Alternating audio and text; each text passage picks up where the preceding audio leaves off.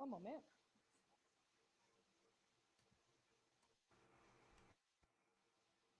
Can you hear me now? Praise God. Okay. Welcome, everyone, to this Married at First Sight review. My name is Tasha. This is, Kasaun Wilson. What's up, cuz? and we have been reviewing Married at First Sight season 12, Atlanta, for the past 18 months. That's a fact. And we are finally at the end of this 18-month season. Kinda. Maybe not though. Hi, Jamal. Jamal, you were here early. Jamal ain't been late since the last time, okay? Them rebukes are effective. Except for Asia. She did send me a message on Instagram though. How do you feel about the season being over? Is it over? Because I thought I saw a preview that said that they were doing another show that showed updates on them. I don't care anything else about these couples. I don't care to know anything else. You done with them? Yeah. Absolutely. I'm absolutely done with everybody. We don't need to talk. We don't need this no more. You know a feeling when you watch a 3-hour movie and you're like, man, it was good, but it didn't have to be that long. It did not take all of that. That's how I feel right now. Right. I'm good. It's like they felt like, I don't know, like maybe they were trying to do something different this season. Like, let's see how many people we can get to watch. Hi, Motown Investor. She was in the comment section last week after we went live. What up, cuz? Welcome to the live. Motown Investor. What up? Right. What you be invested in? I need to know. What, you gonna buy something? Nah, I mean, I grew up on Motown, so I don't know. Does that mean you invest in things in Detroit? You're a producer of some sort? Those are things that are good to know. I was assuming real estate, but you're right. It could be something else. Yeah. So how do you feel now that the season is over? I feel like I have my life back. I feel like I have my life back. Okay. She buys condos. Praise God. Respect. I feel like I have my life back. I feel like I have my mental health is getting better already. And I feel like I don't know, generally an overwhelming happy feeling. I'm excited to see some other people, but honestly, they kind of made it sound like it was going to be more dramatic next season. So I'm also not prepared for that either. I honestly, and I'm a creative, and I thrive on having a very creative mind. I cannot think of what could be more dramatic than this season. They said everything is bigger in Texas, even the drama. I mean, I would imagine it's hard to sell a season that comes 4 weeks after this one. But if they were like, this season is full of love, the people who want to watch to find the love stories. We don't care that much about the drama. We want to see the experiment work. That's the whole point. But let me also say this, because the brother was not often right, but something that he said. Who are you talking about? Him, the guy who's married to Paige. Oh, he doesn't have a name now. Okay, got it. No, he has a name. I'm just, you know how the algorithm works. So what he said, which is absolutely true, which is I'm pretty sure that this was the most talked about MAFS season of all time. Of all time, for sure. This went into traditional reality TV show space. Like, I watch Married at First Sight, but I do feel like like watching Married at First Sight within the reality TV genre is like saying Michelle Williams is my favorite member of Destiny's Child. Like you're not. Like you know, Real Housewives, Love and Basketball. Like these are the Beyonce and Kellys of the world. Shout out to Michelle Williams. You know what I'm saying? But my point is, I feel like this went into like high level reality TV show conversation. Yeah, for sure. Like Michelle's verse on Cater to You. If we're completing the analogy, nobody, you don't know what Cater to You is? I absolutely know what you're talking about. Okay, but you get what So I can't imagine what they would do to top that. Although the last time they were in Texas, homegirl got stopped in the airport for warrant. So there's that. Yeah, we'll see. Where is everybody at? Everybody's late. Now I gotta review everybody. So I'm kidding. I don't think we had that much time as people come in. Okay. I'm kidding. But we are 6 minutes in, so we can get started. Let me pull up my notas. That's notes in Spanish. Okay, sure. I mean, I used all the context clues I had available to me. Let's start where we can just go in order, the same order that they went in. So we went back to Paige and Chris. They came right back around to Paige and Chris. And Chris is like, I'm leaving. If Pastor Dwight gonna be here, I'm not doing this. Which I don't know if you watched the link I sent you this past week with Chris going unhinged. He said before the reunion, they asked him if they could bring Pastor Dwight on there. He told them, if Pastor Dwight goes to the reunion, I'm not coming to the reunion at all. They said, okay, he's not going to come. You come, please. Make sure you're there. We're not going to bring him. Then they bamboozled him, blindsided him. They had him hoodwinked and brought Pastor Dwight out there. And that's why he was so angry. I'd be mad too. Oh, I'd be pissed. And so when he came back to sit down, they told Pastor Dwight to leave. He came back to sit down and he kept apologizing to Kevin. And I'm like, why is he apologizing when Kevin did this on purpose? Kevin's whole, it was so slimy. So slimy. It was disgusting. And Chris kept apologizing. And I was like, Chris got to apologize for a lot, but this is not one of those things.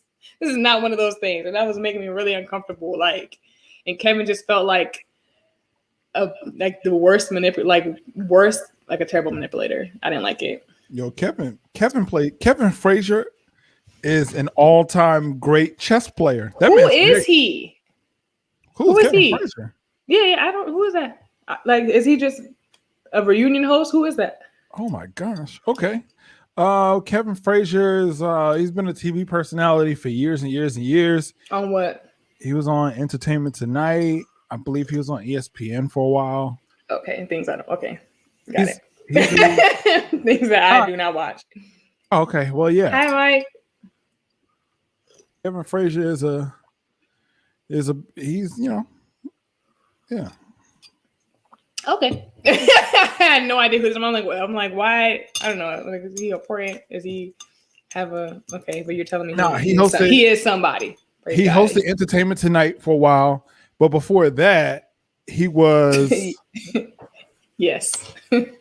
He was the answer is yes. He hosted Sports Center for a long, long time. So this is what people don't know about me. I am cold all the time. My heat is currently on. And my house is already, I keep the thermostat at 76 degrees. Mine's on 75. Yeah. But I'm still cold. Like mine's on 75, on 76, and I look like we look like two completely different temperatures. Well, That's hilarious. 76 is as high as my wife can handle it. Because she's hot. Right. So I do say I at least put the house at 76. Then I close the door and put the heat on. So I can get what I need. You know what I'm saying? Okay. Interesting.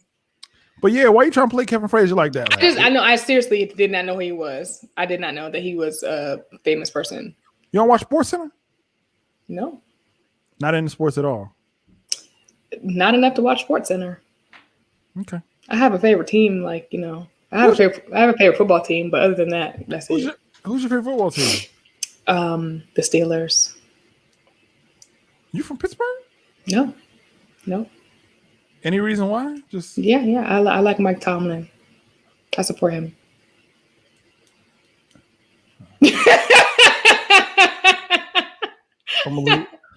Okay. I support Mike Tomlin. Right. Black people always want to diagnose you with something. I'm just cold. Me. Okay? Yeah. My iron is fine. Y'all be trying to play me on this show, bro. I'm good. I just like to be warm. Mike Tomlin is black. He has a black wife. He is scandal free, and he's doing a great job. I support him. So that's why the Steelers are my favorite team, or the team I root for, anyway. So before Mike Tomlin, did you have a team? I wasn't paying attention before Mike Tomlin. I didn't know that there was somebody before him. Got it. So. Your priorities are noted. For the people. Got it. Anyway, so Chris, what if Kevin asked him, how do you feel? What have you learned or whatever? And Chris laughs. And he tells him he has a lot of growing to do, which we all know. But still coming from Chris, it doesn't feel like a real thing.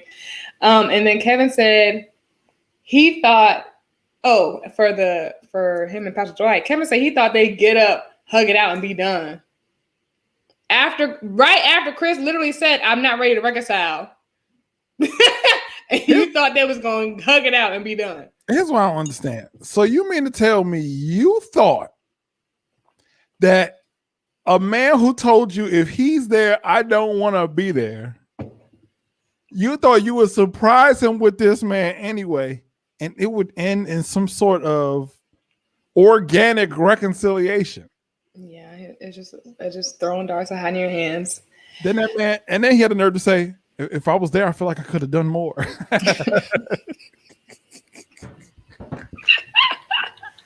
Hey, that is the best quote ever.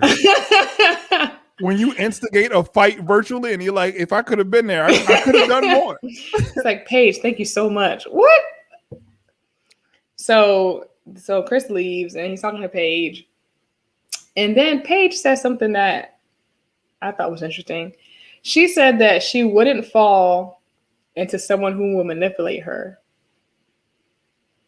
I'm leaving that alone. I'm good.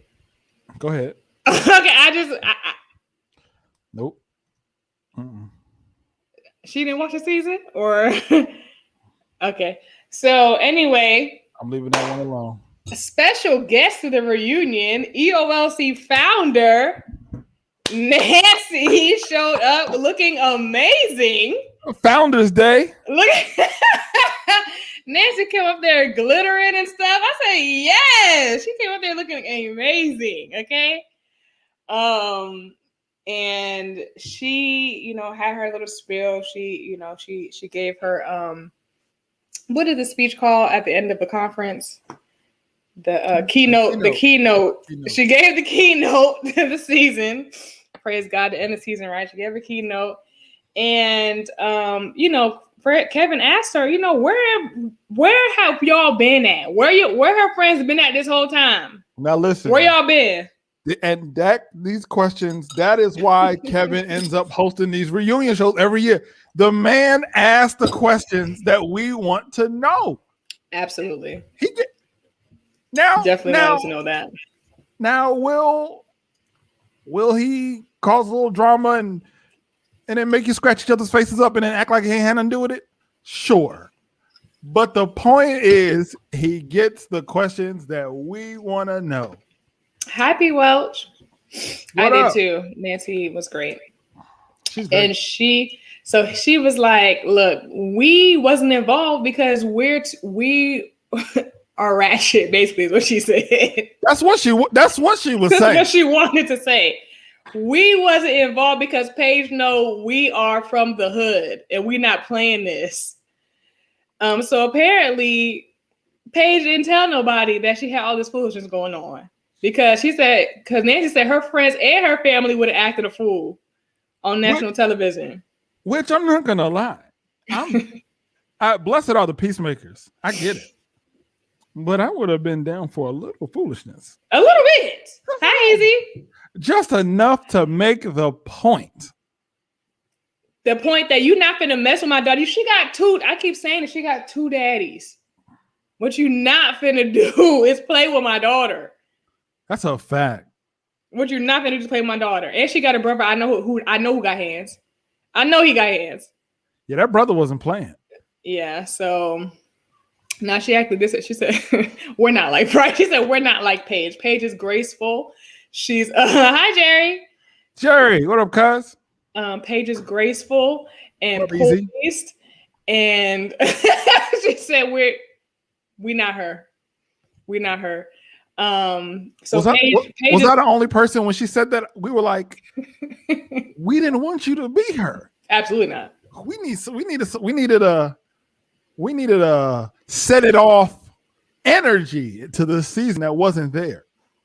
I agree, P. Welch. Like, how many times are you gonna play this? They played it for the expert. They played it for some. Okay, we know what he said. We get it. We get it.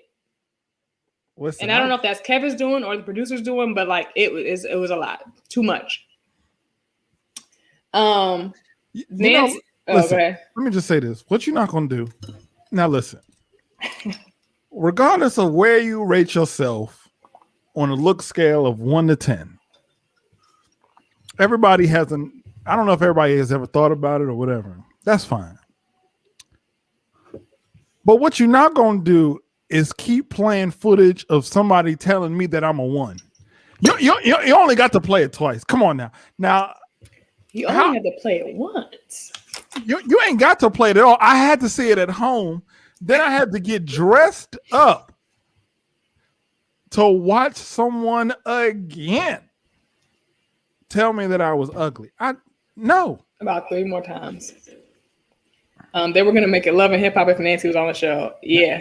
And what's the problem? That's what they wanted anyway. The producers was calling his parents to come and meet her and tell her all that creepy stuff. Like, you couldn't have called her folks to stir up a little, what do they call it? Good trouble. It was good trouble. Hello, Dr. Siobhan. Oh. Right. All of y'all is late. There we go. Only one that was on time was Jamal and Motown Investor. The rest of y'all is late. And Asia's still not here. Dang, Asia. Wait, no. Hey, Tasha, you got to chill off of Asia. She did what she said she was going to do. At least give her credit. She did send me the DM. She did DM me. All right. So anyway, Kevin asked Nancy. Right. Oh, Brianna, you here too. Praise God. Look at everybody showing up. Ain't she supposed to be on today? No, June 3rd. Next week, Brianna will be up here with her LOEC presentation. You ain't find no cure yet? That's a fact. She said that she got a 4-day weekend this weekend, so she got time to put her presentation together and come correct. So all right, you don't built this up. We're expecting a lot out of you. we need a very good argument for why you want to be at the EOLC conference, because if not, yeah, you can't be reprobate and not prepared.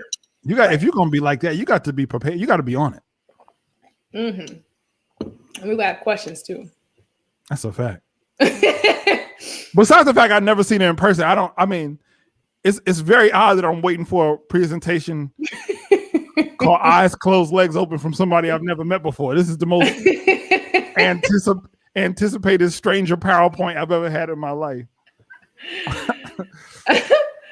It's okay. You're gonna do great. I'm sure of it. You've been to so much school for this.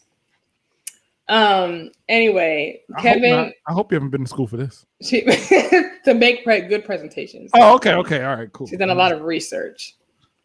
I don't know. The way you said research, it just doesn't sit right with me. She's done a lot of research. I don't know what she done. I don't think she's been doing research on the topic. I hope not. All right, we can leave this alone. All right, so Kevin asked Nancy, "Is Paige okay?" Like Paige not sitting right there. Nancy said, "No, my friend is not okay." I said, "Wow." And she won't be okay. She has a lot to heal from.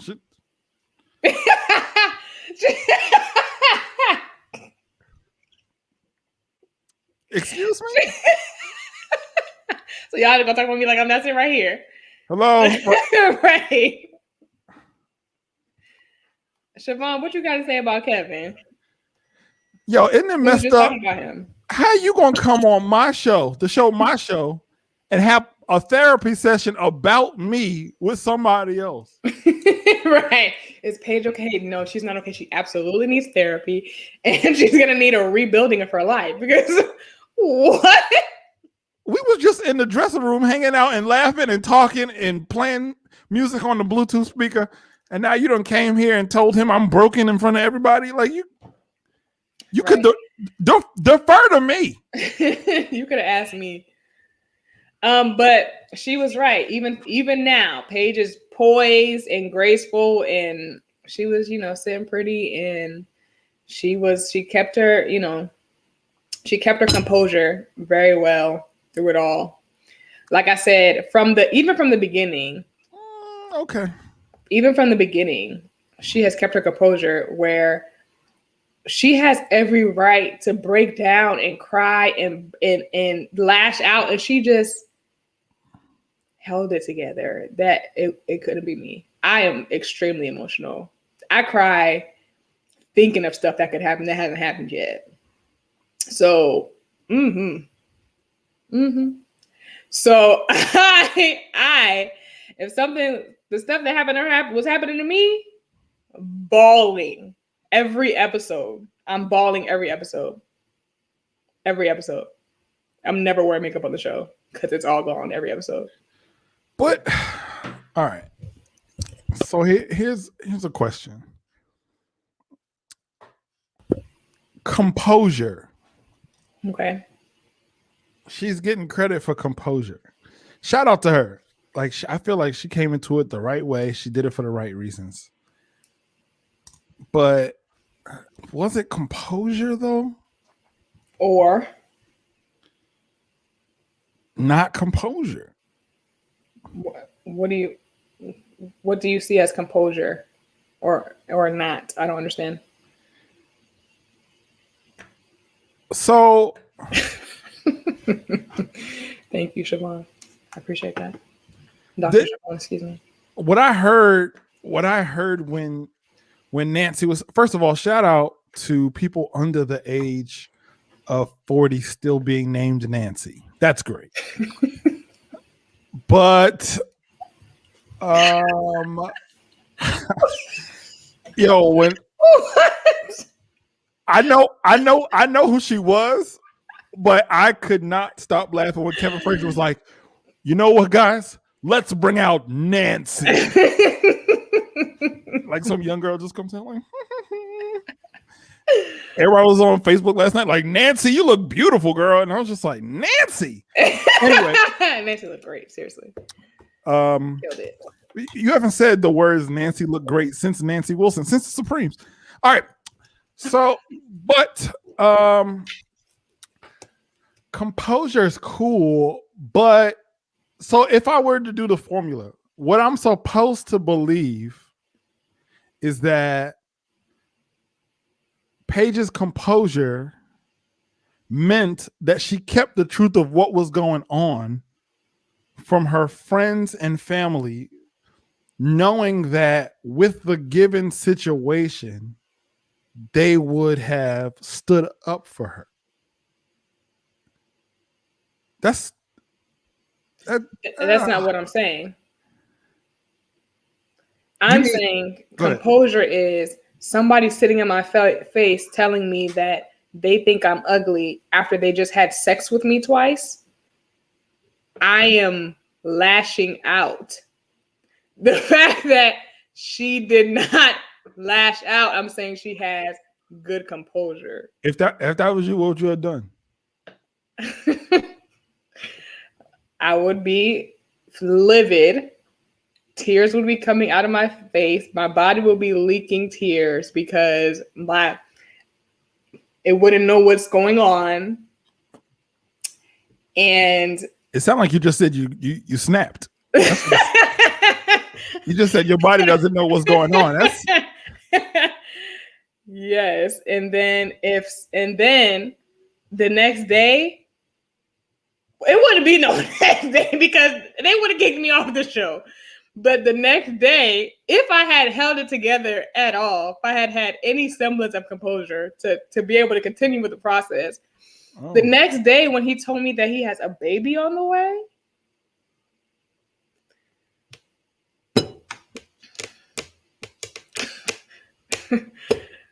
I would start laughing first. Like, like it's not like that creepy laugh. When somebody's mad and they start laughing. Oh no, that's me. That's that snapped. Like they're gonna find your body under the steps, kind of like this is a joke. This is a joke. And I would start with laughing, and then like I said, my body. I don't know. But I'm not gonna lie, Tasha. I'm a little scared of you at this point. But that's what I'm saying. She, with all the fool, like in the moment of the foolishnesses. Plural. All of the foolishnesses. I never thought to make foolishness plural, but I am. All of the traumas in the moment of the foolishnesses, she was way more composed than I feel like she had every right to do anything else. Hi, Krista. What up, cuz? But she held it together. That's what I mean by composure. Not necessarily coming back and I'm talking about in the moment of things. Even during the reunion, they keep replaying this clip. She was getting tired of it at the end, okay? But they kept replaying this clip, and she just sitting there, eyes glossed over. She want to cry, but she ain't letting them tears fall. And she doesn't. She's like, Kevin, enough. Like me. Okay, Kevin, how many times? You know what I'm saying? Like she did very good to me. That's all I'm saying. I'm gonna say two things. One, if you use me and then call me ugly, what we not gonna do is just lay in the bed together like ain't nothing happened. We ain't just gonna get breakfast the next morning. Oh no, that's not gonna happen. If I got to go to the Motel 6 across the street, I'm not finna stay here. I'm staying in Vegas, but not with you. Now, I won't go as far as to say that I would commit a felony, which I'm pretty sure is what you just admitted.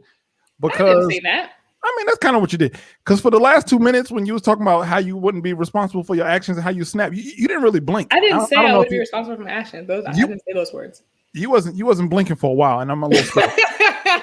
But the same reaction that Chris had when he was like, "If anybody got a problem with me, come meet me in the parking lot." That's exactly. Chris, I would have been talking to Kevin. Like, you play that clip one more time. Come see me in the parking lot, fam. You ain't gonna keep playing highlights of me being ugly in front of everybody. Come on. And that's what I'm saying about composed. Paige is composed. Chris is not. Any little thing, Chris is off the rail. Paige she has handled herself very well, is what I'm saying. I agree that. I agree. So I'm not trying to like make it deeper than it is. I'm just saying she's handled herself well the entire season, in my opinion. That's a fact. That's a fact. What did y'all say? Yeah. For hi, one anime, I didn't even know she was here. Hi. Yeah. Was somebody angry and they start laughing? Is anybody else? Nobody else? She was. Wait, what? Kicking the door? What song is this? Y'all know I don't know lyrics and stuff. What song is this, Kasaun? Well, I get accused of making fun of you, so let's just move on. What song is this? Let's just move on. How about eyes leaking pickle juice vinegar? We crying and rocking. All of the footages show Paige being composed. That's what I'm saying. It would have been the first time a couple. It would have, or it would have been the first time a couple was never seen after the second episode. Right? We got married, and then the couple is no more. Divorced at second sight. Literally, woke up the next morning, divorced. Exactly. No, didn't they go through the season? I didn't see after the honeymoon, so maybe they did. No, I got to go back and watch it. I'm gonna watch it this weekend. Season 10. She said she can't do it, but they didn't formally divorce. No, I don't think. Did she get an annulment? I think she did. Did she get an annulment? I think they let her get an annulment. Thank you, Brianda. Brianda would know. She loves hip hop. I mean, she's into the hippity hop.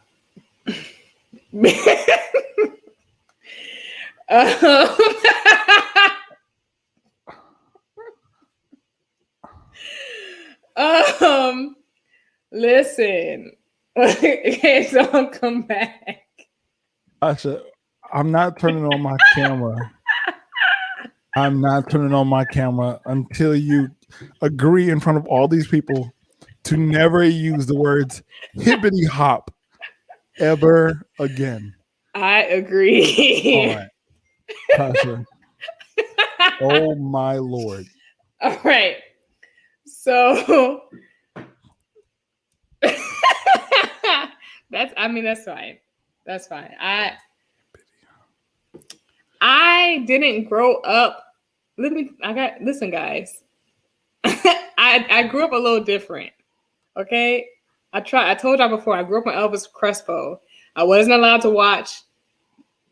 And I grew up extra Christian-y. I wasn't allowed to watch BET. I wasn't allowed to watch MTV. We used to sneak watching music videos. I ain't started watching.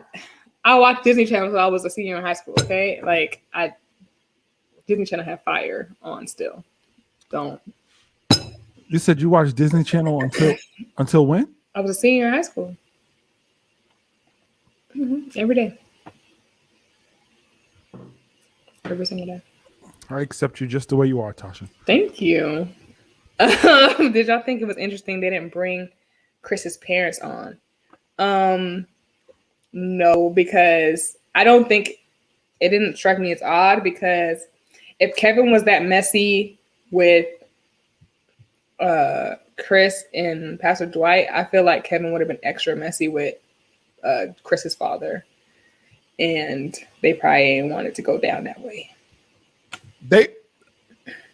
This is sad to say, but they truly would have only brought his parents on to comment on her looks and why he didn't like her. Yeah. And it was already overkill. Enough. The only other thing that they would have brought them on for is if they disagreed with the way he was acting. Right. But if they didn't disagree with him in the very beginning when he was saying all of that stuff and clearly defended him, that wasn't going to happen that way. So there was really no point. Now, they could have brought her dad on. Both of them. I would have.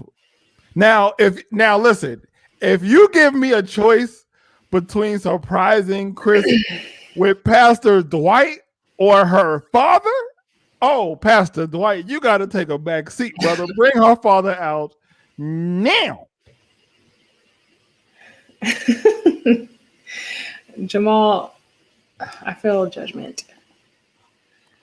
But you're saying accept me, so I'll take it.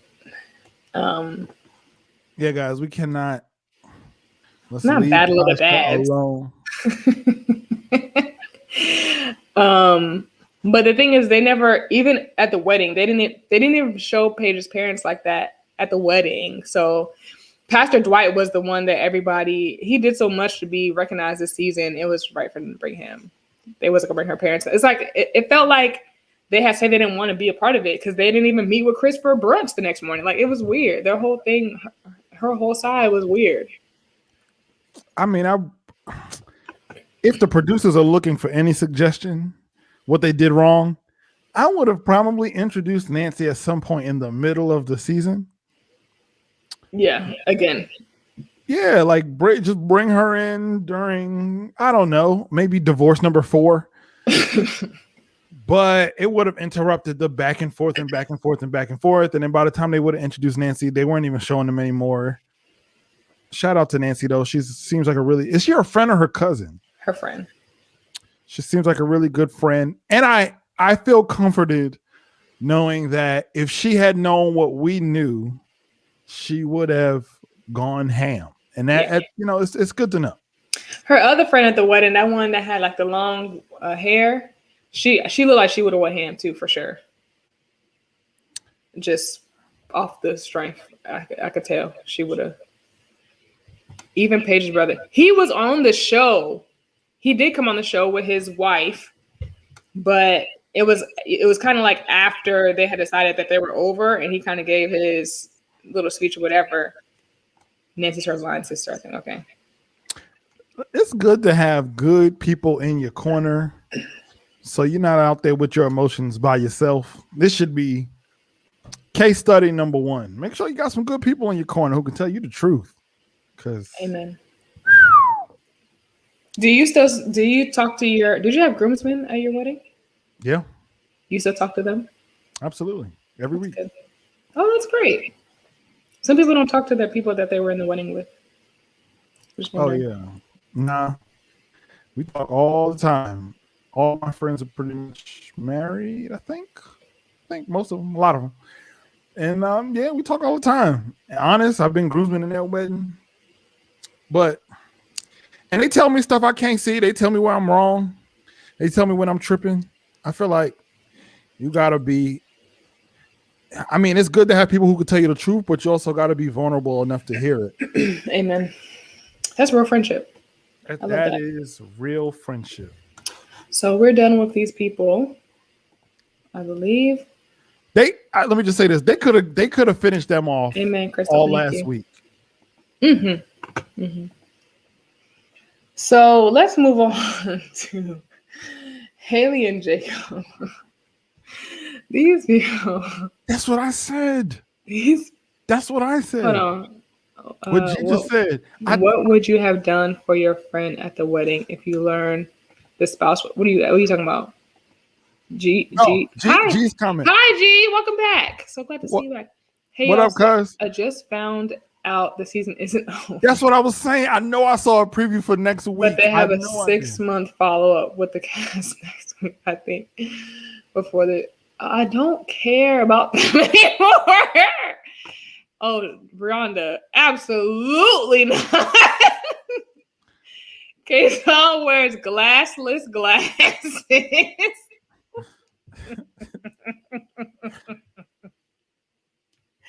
And the fact that you are the only person who ever actually recognized it without him telling us is amazing. That says something about you, because we were weeks into doing this together and no one knew until he actually told us. That's probably like episode 4 or 5 of this. If y'all go back, it was a whole thing. It was awesome. Anyway. Jake and Haley were interesting yesterday.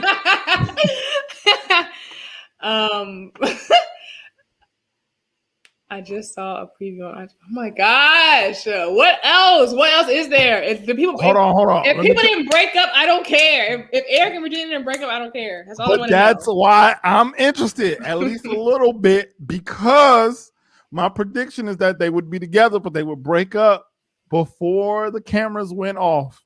So next week is my last chance to be 100% right. Not 100%. But Tasha, we're not doing this tonight. Tasha, we're not doing this tonight. We're equally wrong and right. Jacob and Haley. So I named this episode Jacob Hates Haley because Jacob has a disdain for Haley, whatever her last name is. That man cannot stand her, and he keeps putting it on her, which I think is hilarious. He's like, she hates me. It's like, no, Jacob. You hate her. You blocked her on everything. And you have nothing. He didn't even want to say she looked nice. Kevin was like, you don't want to say, she looked, and Haley looked good, okay? Haley be knowing when to look good, how to look good when it look good. And she looked good last night. He didn't even want to look her direction to tell her he didn't have to say she looked nice, but he didn't even want to look that direction. He's like, no, I'm good. This was another Kevin special. Let me tell you how I knew Kevin was on some trash. That man said, hey, is this the first time you guys seen each other since decision day? And like, yeah. The second question is how I knew Kevin was on some hot trash. He said, how does it feel to be sitting next to your husband? I was like, come on, man. You know what you're doing. Why you could have just used their names. Why you got to use the titles? That's y'all trash. Uh-oh. They talking about, I'm sorry, Dr. Siobhan, I didn't answer your question. My bad. You said, what would y'all have done for your friend if you learned the spouse was trash? So are you talking, in a regular situation, they would already know my feelings. In a regular marriage situation, they wouldn't be getting married at first sight. So they would know that, ma'am. And I don't know if we still be friends, whatever, but I would have to say what I got to say. Thank goodness, all of my friends that have gotten married, married great men. Praise God. But let's just say, all right, so let's use the scenario to make it parallel. To married at first sight. So let's say you have a friend, they live overseas, you never met the spouse, okay. The wedding is at home. You go, but they want to get married at home. They come to whatever part of the border of West Virginia and Virginia you live in. And West Virginia. And they get married. You go to the wedding. It's first time seeing and meeting the spouse. And everything that happens in the Chris and Paige scenario is what you see. What do you do? And your girlfriend, this is the happiest day of her life. It would have to be, I mean, obviously it wouldn't be he thinks she's ugly and telling me that that's not his. Well, because why would he marry her? I could see it being something like he's trying to take her money or something. I don't know. I understand what you're saying. Anyway.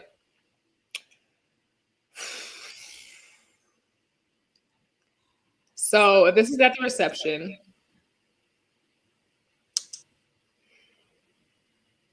So if this is at the reception, they already married, right? So, okay. Yes. I wouldn't do it at the reception. I would wait until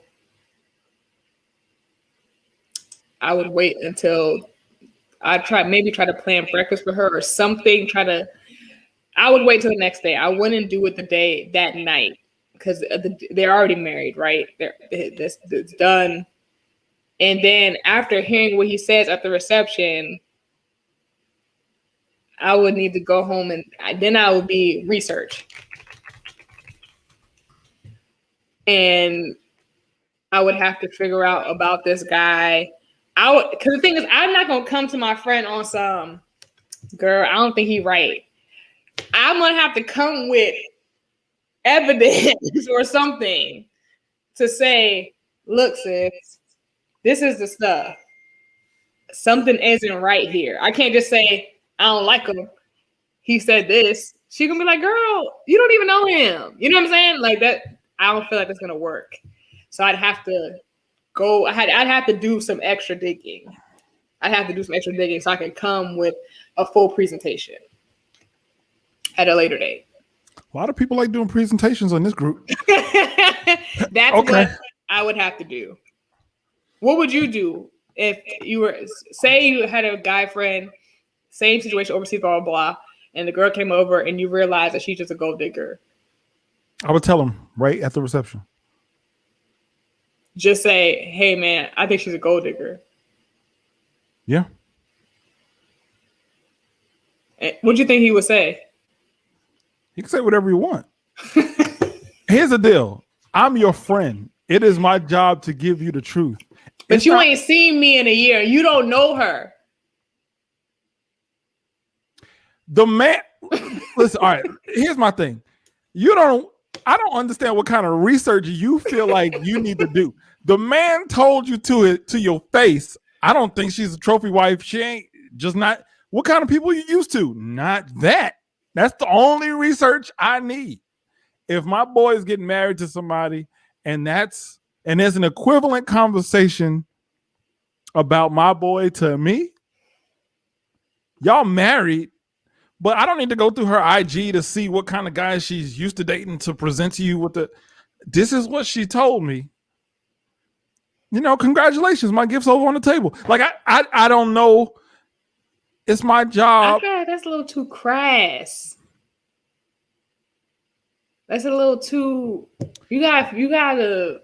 But look, all right. I don't know. Look at what Nancy said. She feels like in hindsight, she would have done more. Yes.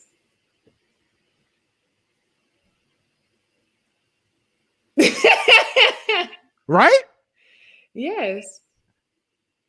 But I feel like she was right. I feel like she was right to not do more at that moment, because even Paige said it. You know, this is my day. I'm, happy that you're literally coming in here to be the rain cloud over my whole day. Now our friendship is ruined before I even realize this guy's trash. Listen, you know what I'm saying? Here's the deal. I would rather, and y'all feel how y'all want to feel about this. I would rather lose a friendship for telling the truth than to keep a relationship for being quiet. I would have said something, but not what's necessarily the that day. Next day gonna do? What's the next day gonna do? Hey, how was your wedding night? Y'all consummated? Y'all had a great day? Y'all. Hey, I know you're leaving for your honeymoon in a couple hours, but before you get on the plane, maybe when they come back, I'm saying I would have to. That day is like. I personally don't feel like I could have ruined it like that. No. G says, I'm going to be honest, I don't think I would have done it at the reception. Like, possibly. Listen, women are the FBI, okay? Most women can work for the FBI. We be finding stuff. Can we put up P. Welch's last two comments, please? Let me get down. My husband and I experienced a similar situation at a friend's wedding. It came out that the groom was stealing money in a fake money-making scheme. No. We're missing one before that. My husband went directly to the groom and gave him 5 hours to confess to his bride, or he was going to expose him. 5 hours. Wow. The groom confessed, but they still got married. They divorced 2 months later, and she was left in serious debt. Now that is a story in 200 characters. That is brilliant. That's story time. Ugh. It's tough. Brianna said she throwing hands. You're not gonna sit up there and say my friend is not a trophy wife at the wedding. I mean, yeah. All right. So let me know. This is what this means, Tasha. Just so you know, just so you can make an informed final decision. That's funny. They have done the whole processional, and you finally get to talk to this dude to the side. This is what you hear from this dude, which means you're getting the appetizer, you're getting the main course, you're getting the dessert, you're getting the cutting of the cake, you're getting the first dance, her dancing with her daddy, him dancing with his mama, You got the electric slide. You going through the Cupid shuffle. You literally Cupid shuffling with, dang, she ain't no trophy wife. She ain't what I'm used to. And you just I would not be you in watching Cupid your shuffle. friend. Would you stay? All right. Would you stay at the wedding reception and like support, or would you be like, I gotta go? Like you just can't. You would literally sit there. You would sit through the Cupid shuffle while you contemplate not telling your girl that this dude don't think she a trophy wife. I would have to find the right moment. I couldn't just be like, talk to him and then run over to her like, girl, let me tell you what he just told. Like, I'd have to find the right moment. Like maybe I'd follow her to the bathroom or something, or like at the end of weddings, people would be like taking their shoes off and just relaxing on the couch somewhere and trying to relax. Maybe then, but you know that part of Electric Slide where she starts speaking in tongues. Where she's like, I'd be like, hey yo, bro, she think you ugly. You can't do it. It's electric. She only with you for your money. You can't move it. It's electric. Boogie, woogie, woogie. There's no way I'm sitting through that reception. I either have to leave or I gotta say something. That's what it would have to be. I would either have to leave or I would have to say something. I wouldn't be able to just sit there. No, it would be one of the two. Hey Tasha, what would you want me to say? When would you want me to tell you?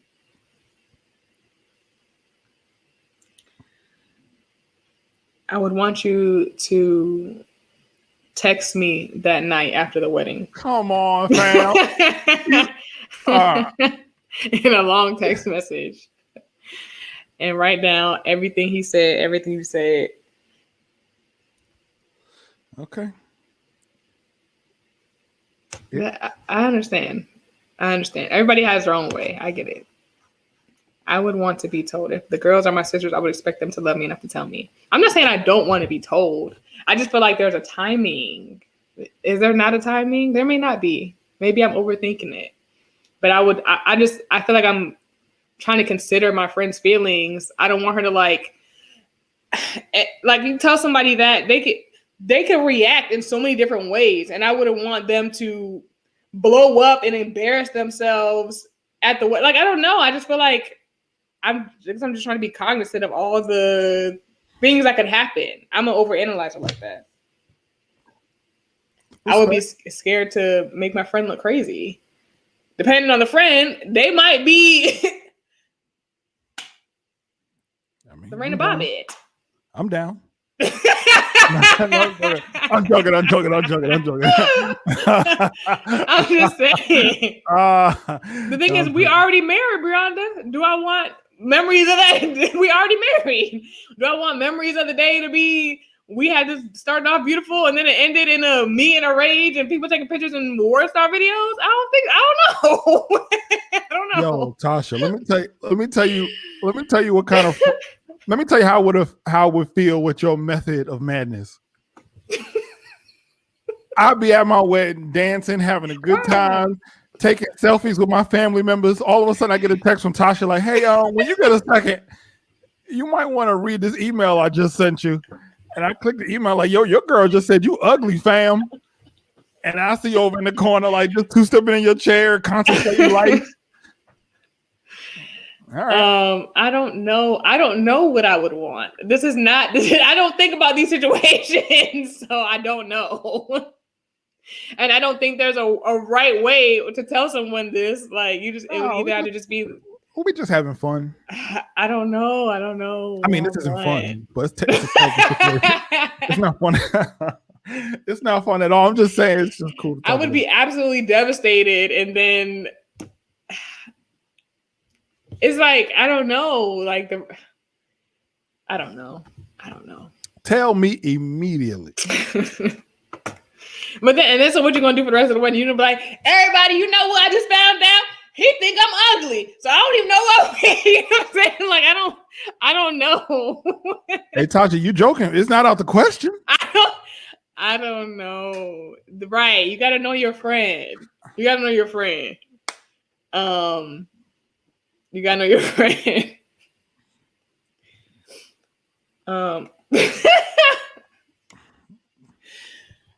Okay, so tell me. Fair.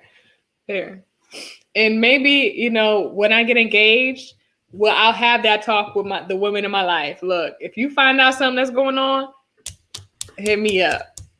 Just bring them in this chat. We'll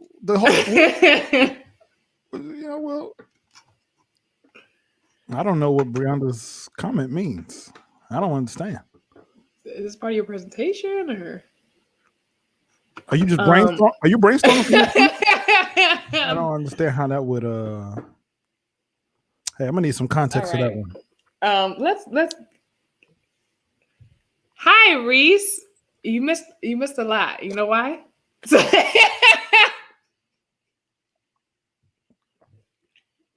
Breaking news? Breaker, this just in? You're late. Oh boy. Oh Lord. Brianna, I don't know what song that is. Was I on there that season? I mean, was I on there that semester? UK 101. This dance team we used to be on. Y'all was a part of a twerk team called UK 101? I was not a part of a twerk team. Somebody needs to say something. You guys I don't know what she's talking about. Yo, when the two of y'all talk about y'all memories, y'all just be leaving us to fill in the blanks and then be mad at us. Brianna and I were part of the hip hop dance team in college. It wasn't a twerk team. It was the hip hop dance team. You have to have the regular dance team where they're doing the pirouettes and the. I know what a dance. The regular dance team. I was on the hip hop one. We didn't do all that. We did other stuff. So you and Brianna were on the hip hop dance team? Yes, that's how I know her. Which, if we can go back to the Biggie reference for a second. Well, you know what? Never mind. We have a lot of things to get through this episode. We didn't dance to Biggie. I mean, how do you know hip hop and not know? Okay. I didn't know that line. I'm sorry. Is that line iconic? You should address one Hanema essentially telling you you're lying. You sure? Oh, okay. So the nickname for your hip hop dance team was Urban Nasty? No. That's what. Is that what she's saying? She said UK 101 has some twerkers on it, and we called ourselves Urban Nasty. Okay, so that sounds like a sub team. Of a team that I wasn't a part of. Are you separating yourself Absolutely from the rest of the?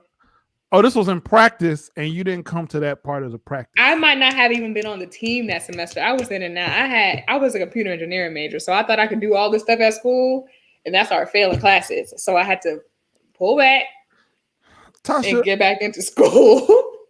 Just when I feel like I know you, there's a sharp left somewhere, and I don't know where. I'm really multifaceted.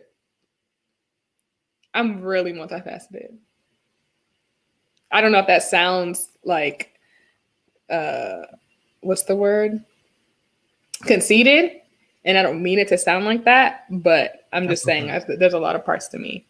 Absolutely. And it's funny I'm doing this because my first Instagram name, if anybody knows, I did. I made correct video on GZ. If anybody in here knows what my first Instagram name is. What?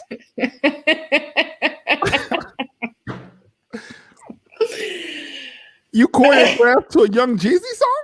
Mm-hmm. It was great. Wait. So you went from cartoons at your prom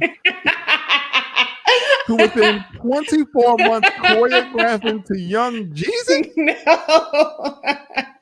You went from cartoons to trap music in 4 school semesters. I'm very multifaceted. My first Instagram name was Twerking Tasha until I had to change it to rebuild my image.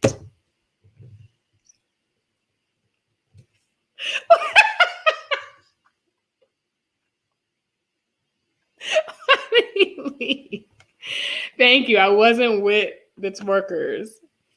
No, that's okay. I don't need you to come to the wedding. I don't need twerkers at my wedding, I promise. It was twerking with no G. Twerking _ Tasha was my old Instagram name, my first one. when I was in college, but I don't go by that anymore.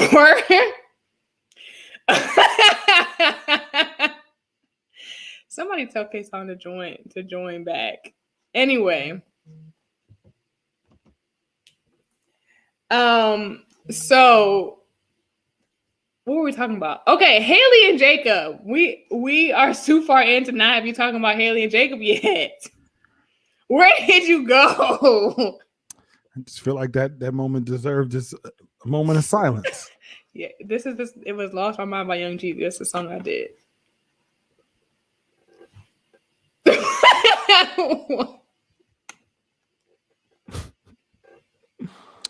Multifaceted indeed. I also choreographed Nicki Minaj. Did it on them. Mm-hmm.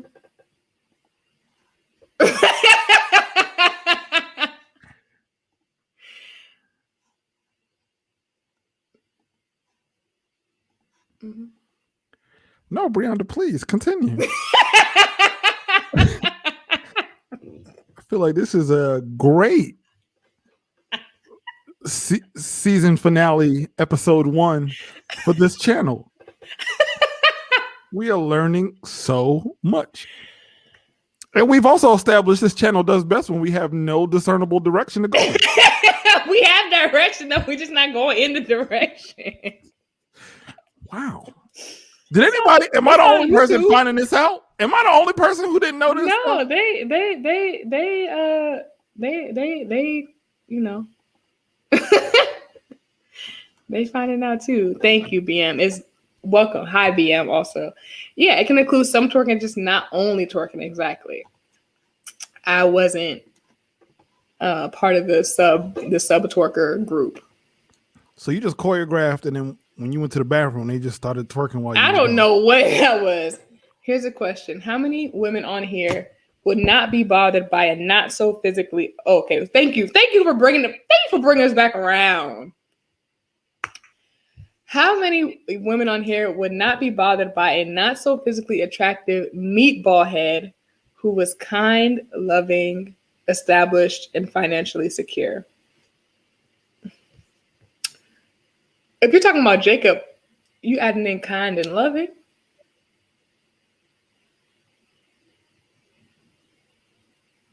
Would you describe Jacob as kind and loving? I know Kevin Frazier wouldn't. Because he was very mean. In general. Well, Tasha. Oh, in general, okay. Meatball heads are my type. So okay, so how many women on here would not be bothered by a not so physically attractive meatball head who was kind of loving established? I wouldn't be bothered if I don't even want to say what I want to say because Tasha, please say it. We're here. Say it. I wouldn't be bothered if he. Wait. Go ahead, so you can say it in peace. Asia, you are late. I stood up for you, Asia. Stop this now and just get to your statement. Hi, Asia. How was your day? Everyone asked Asia how her day was. What was the best part about your day, Asia? Continue, Tasha, okay. while Asia tells everyone how her day was. So, what is it? Okay, P. Welch, tell me what a meatball head is. But in general, I wouldn't be bothered if this man was going to take care of me.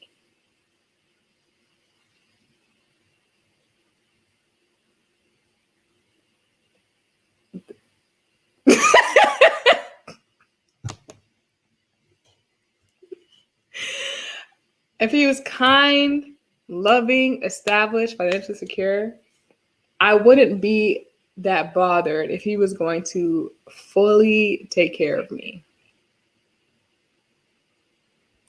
What's that mean? Like if I not cute, a little rough on the eyes.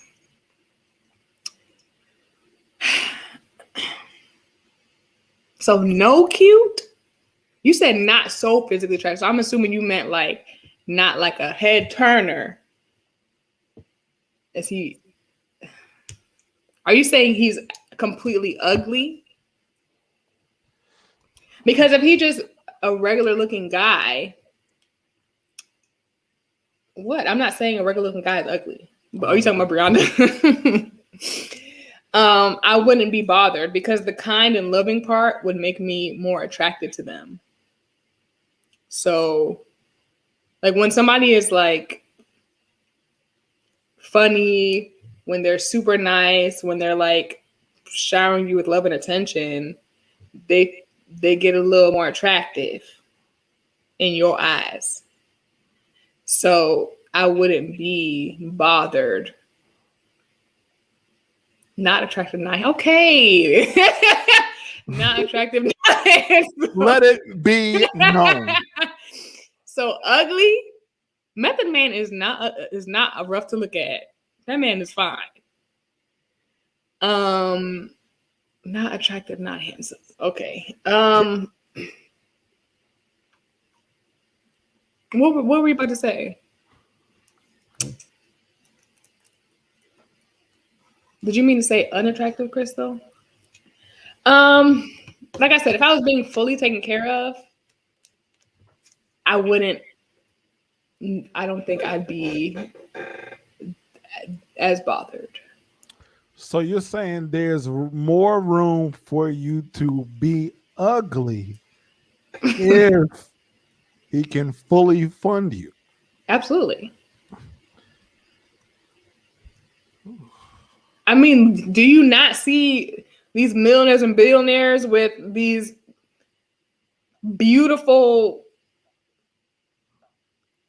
what do you call them, supermodels and stuff? And they don't be attractive. There's room for ugly if I'm trying to tell the truth. There's room on the spectrum for less attractiveness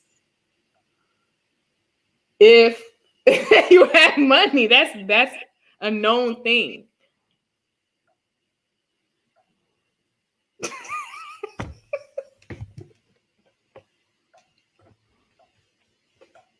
Are we ever going to talk about Jacob and Haley? Your point. Okay, my point. I believe women tend to see beyond the physical when it comes to attributes. Absolutely. Like I said, kind and loving would make me more attractive. Don't add in. If he's funny too, you know, when I laugh, my eyes be closed, so I can't even tell. You know what I'm saying?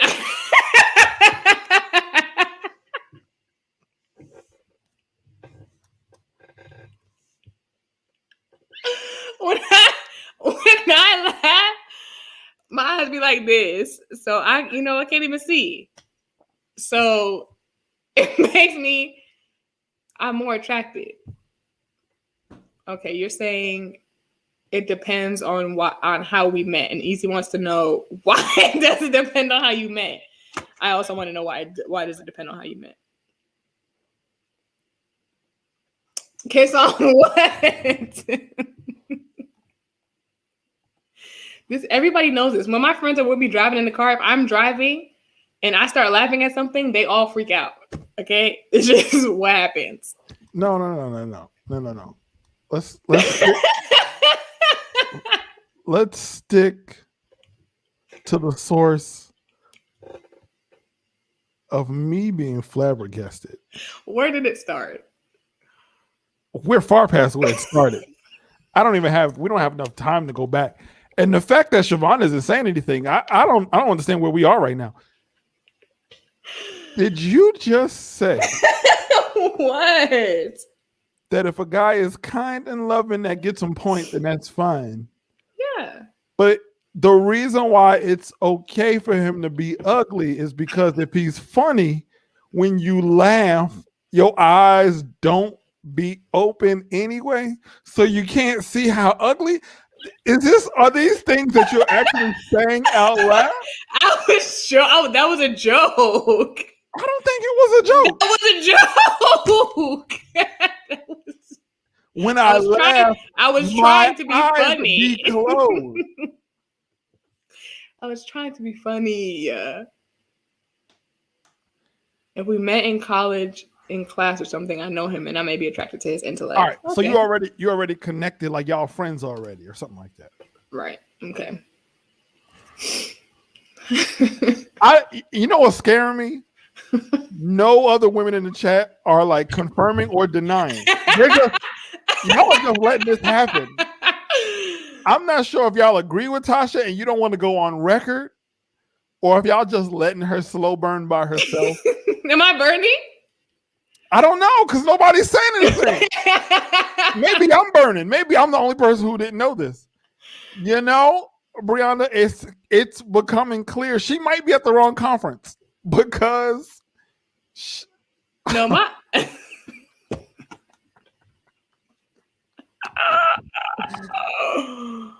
no other. Are there any other ladies who can confirm that you can be ugly as long as you can take care of me?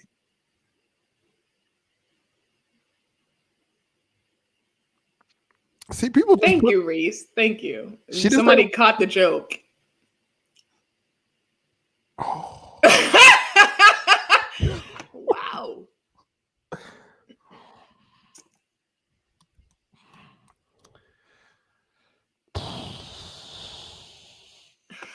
Okay. Not totally ugly. Yeah, I mean, you gotta find something. Like, if I'm not attracted to nothing, then that's, I mean, I'd be bothered by that. I want to be attracted to the guy, but attractiveness is not just looks to me. Somebody could be very, very attractive. There's a guy I like, he's very attractive. But if there's other things that is happening that are unattractive to me, then that brings down the level of attractiveness. Even if you look good. Like not being able to take care of you financially? No. So, all right. So this is a good question. This will a good follow-up question. And if you're in the chat, I feel like you should have to say something so Tasha knows. So that we both know. Multi-investor, you're beautiful. I've seen that picture before somewhere. Is that the... I've seen that picture before somewhere. But it could just be somebody using their profile picture. All right. That's true. So let's say somebody is like a 9 or a 10 in your book, right? So like if somebody is like a 3 or 4 to what, and these are all subjective.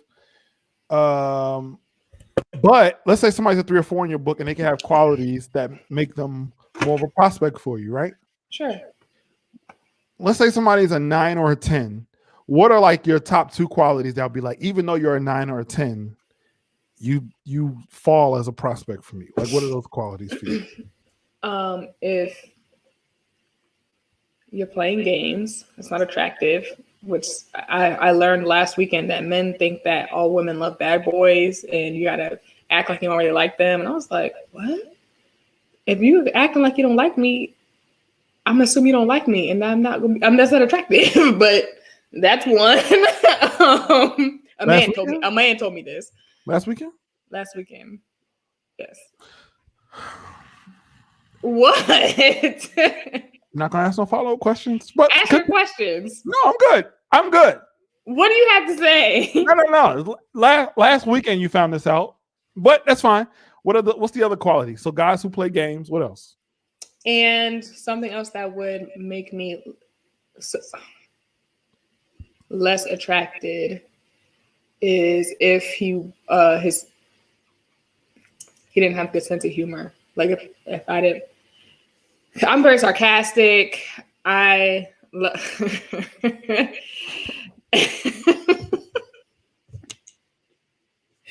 If our humors didn't mesh,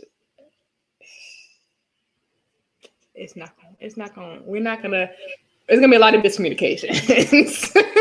And I've had that before, and it's not fun. Asia's clapping back at your rebuke, by the way. Not Big 62.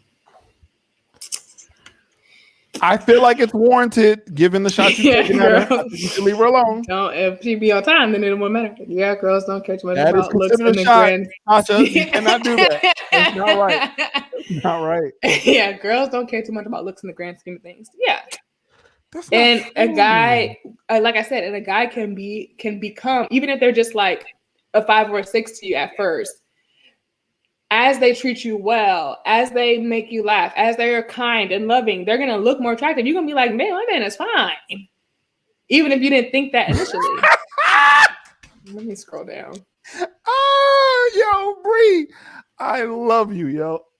One thing that would be unattractive is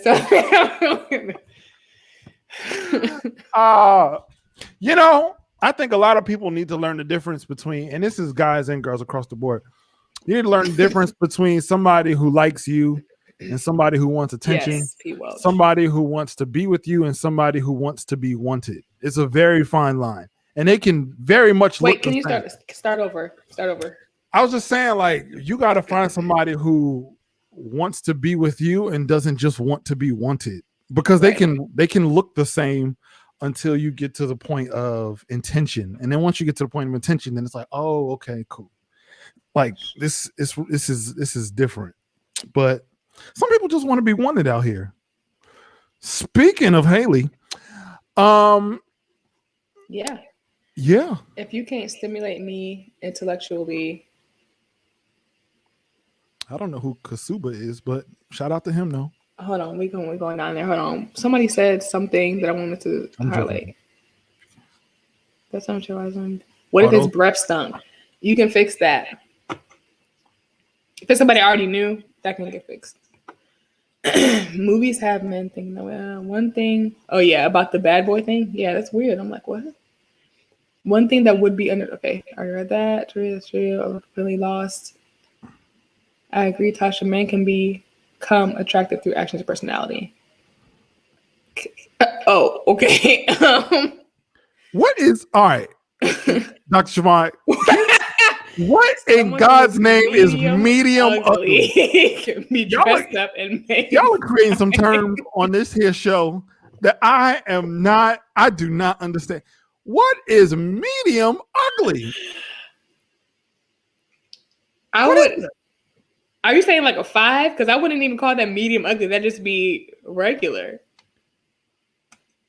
Medium ugly is kind of harsh. What's medium ugly? The only thing worse than being called ugly is being called medium ugly. You done called me ugly and average in the same term. That's worse. I'm not even all the way ugly. I don't think you ugly. I just think you medium ugly. What? Excuse me? Which is attractive to a number of women. Interestingly enough, they like them. What? What is going on tonight? Am I in the There are a number of women. Twilight Zone? There are a number of women who they're like, I like my man to be a little bit ugly. This is the truth, okay? There are women who say, I like my man to be a little bit ugly. He can't be too cute. He got to be a little bit ugly.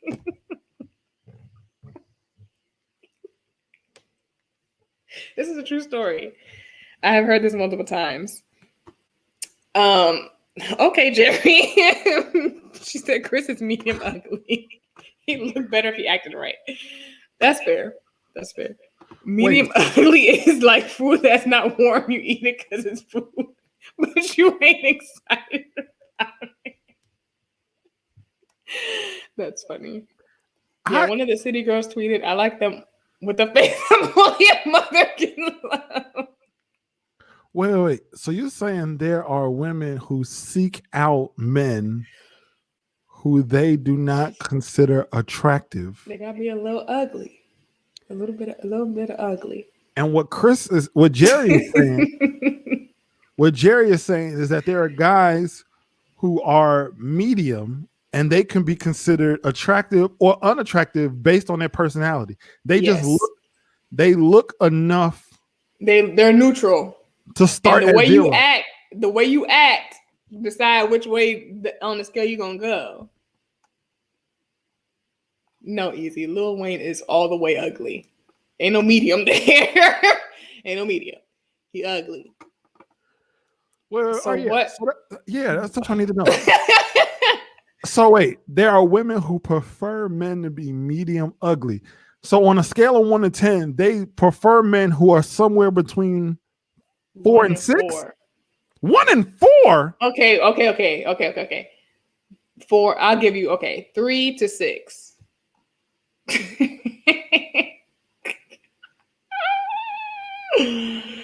Okay, Ryan.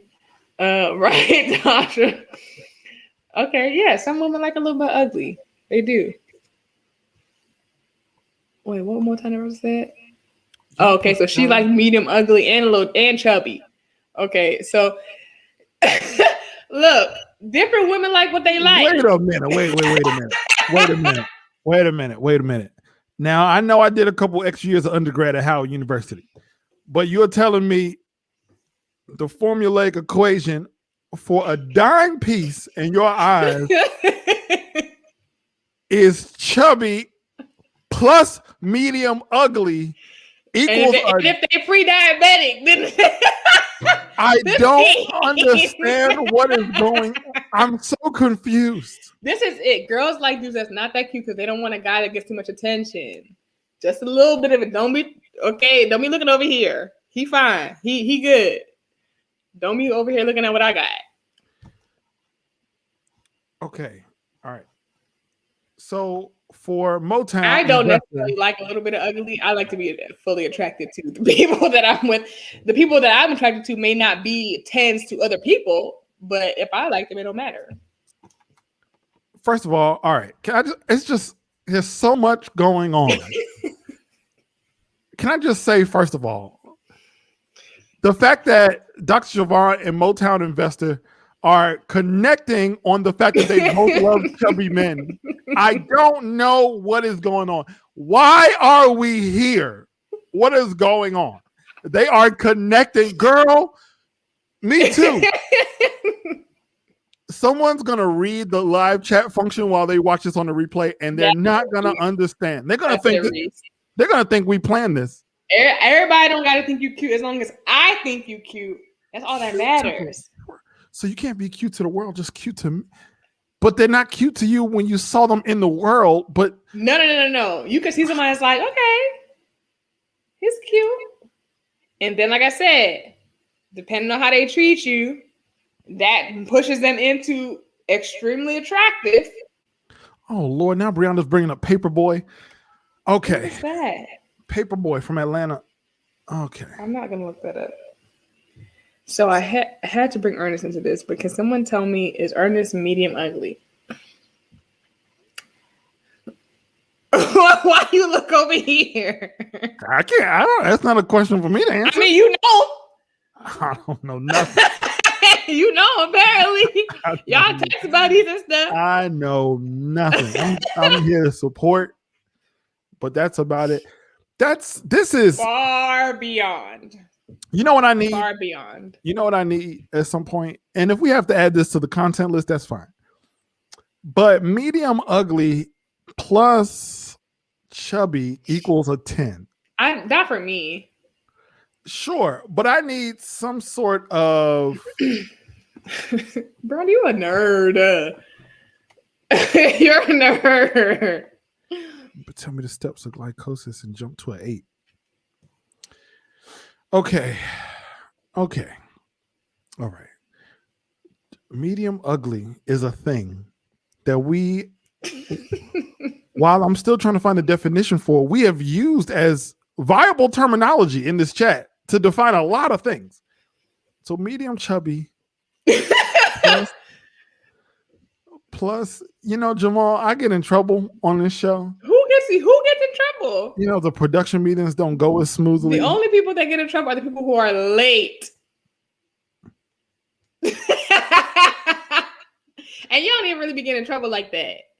Okay, so medium ugly plus chubby equals a 10. That's what Motown invested. Sounds like for you, all right. It sounds like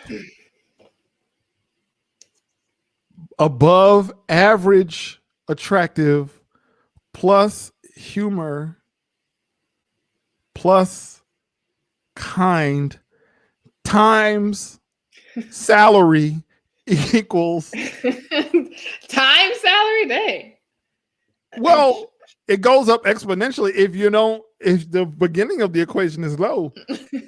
It makes up for it at the end. Fair. It might depend on the salary. It could be an exponent on it. It could be salary squared. Possibly. But definitely kind, thoughtful, funny. The fact that y'all looks say good to me. The fact that y'all say guys play games and y'all are literally on here doing arithmetic. This is not a game though. This is science, math, science, STEM. Oh, Dr. Siobhan, thank you. Add medium ugly merch. All right. You guys are thoroughly okay. We're getting into the weeds here now. Crystal, this has nothing to do with me. Okay, so Motown Investor, you might want to get with Fly Science and be a part of her presentation next week. Exactly. The formula varies from person to person. Yes. Reese, you're always the stabilizer. Yeah, you and Jamal just stabilize this. It's a lot going on. And you know, I didn't know this. I think every guy on here is Googling how to determine whether you're medium ugly or not. The thing is, you can be, so some women love extremely attractive men, right? And they'll take extremely attractive at the expense of how they're getting treated, which I'm not doing that. Wait, what? So some women love men who are 11s, right? It's like, I want my man to be fine. He got to be fine. Everybody got to think he's fine. But that man might treat you like trash. But they're like, I don't care because he's fine. That's not something that I could do. But what I'm saying. But he could treat you well and be ugly. Yes, because I'm getting treated well. I don't want to be treated badly. Sure. No. I got that. I'm not doing that. This is a lot to take in, guys. I need some time. Right. That's what I'm saying. This should be merged. Sound like the Nesby convention. Can we move on or no? I didn't. This isn't me. I didn't introduce the term medium ugly. In fact, I segued into Haley, and no one. We all seem to. There's a lot going on. Right. Okay, so Jamal ain't saying nothing. We Jamal said something. Yeah. So Jacob and Haley was a poop show. Jacob hates Haley. He said that Haley would disrespect him and would look at him with disgust when the cameras went around, and that she just treated him like the scum of the earth, basically, when the cameras went around. And then when the cameras turned on, she was like, what? Like ready to talk and stuff, but she never wanted to talk when the cameras weren't around. Haley says that's not true. Oh, here we go. Jacob also said... Here we go. Defense attorney Tasha's in the building, everybody. Jacob also said that he would try to get to know Haley, even though we've seen multiple montages of Haley asking Jacob questions and him not answering them with any open-ended responses or not answering the question at all. And then Jacob continued to talk about how if he would do this, Haley would have did this, and she would have said this, and would have did that, creating all these stories in his head about stuff that never happened yet.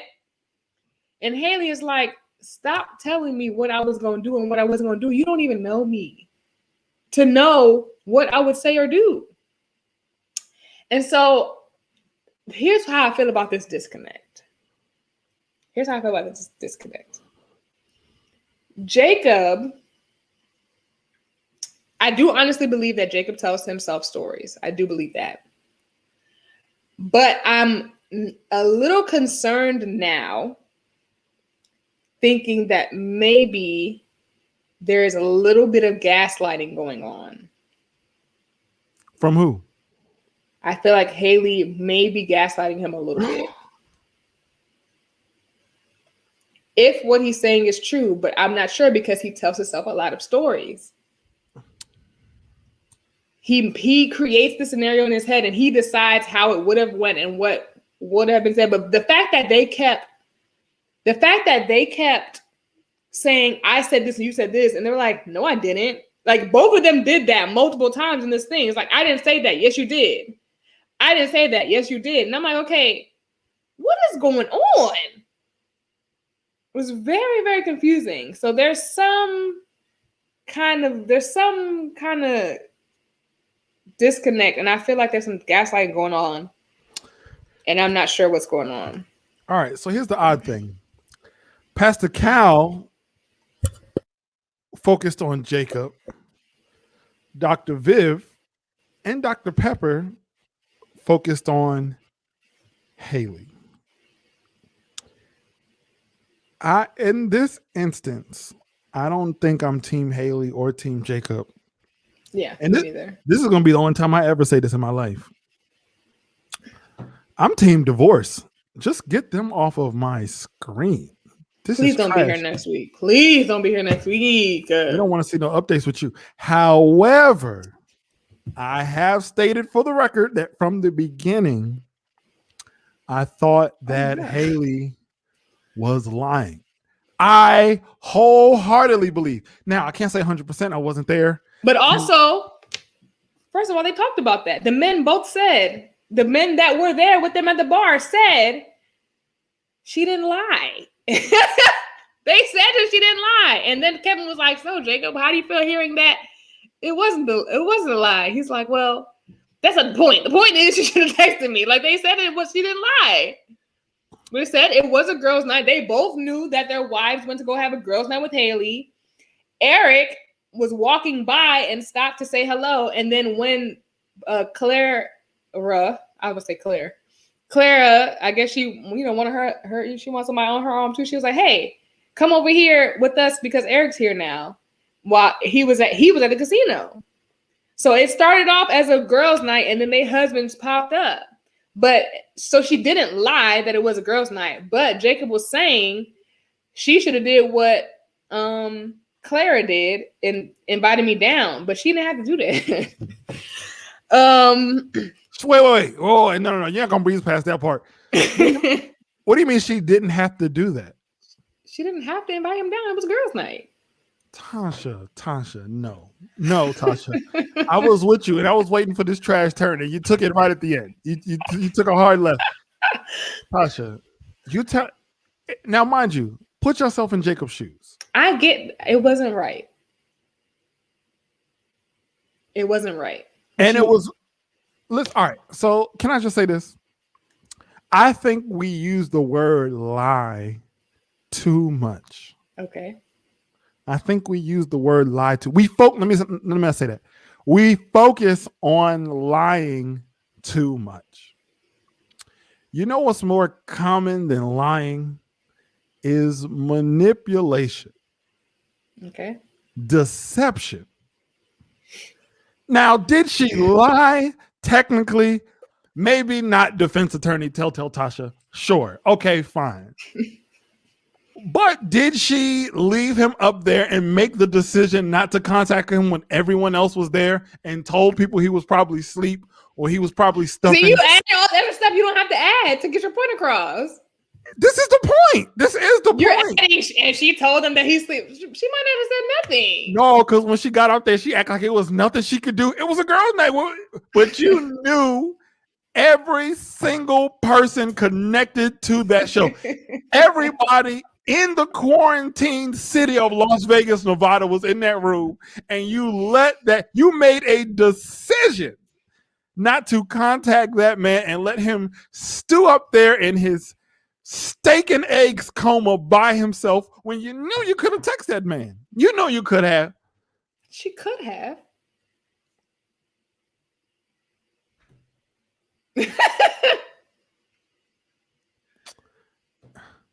And so that's what he could have been. That's what he should have been mad about.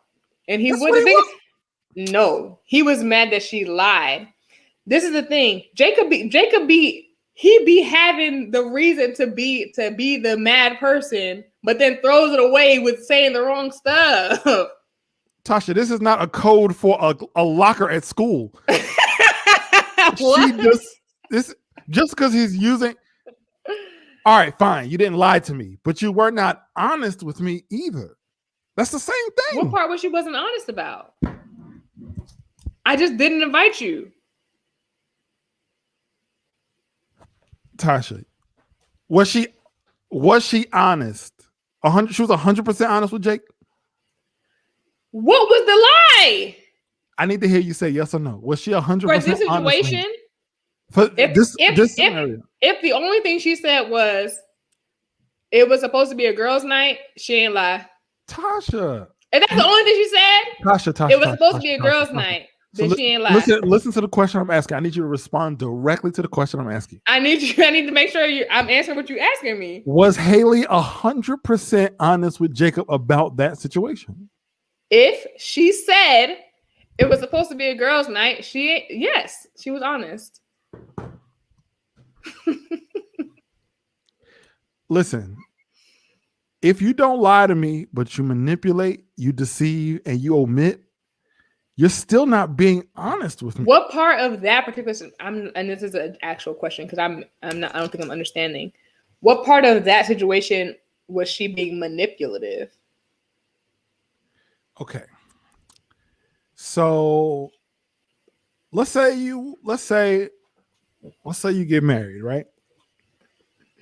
Your man goes downstairs to hang with his boys just to clear his head or whatever, blah, blah, blah. After the fact, you find out that all of his boys' wives end up downstairs and with every opportunity to text you and say, hey, I know it's supposed to be a guy's thing, but everybody else is down here. Do you want to come down? Or, yo, what up? Everybody's down here if you want to come. Or something. She said nothing. Then he finds out somehow he finds out that everybody was down there, confronts her about it directly. Hey, what's up with that? That's not cool. And she goes,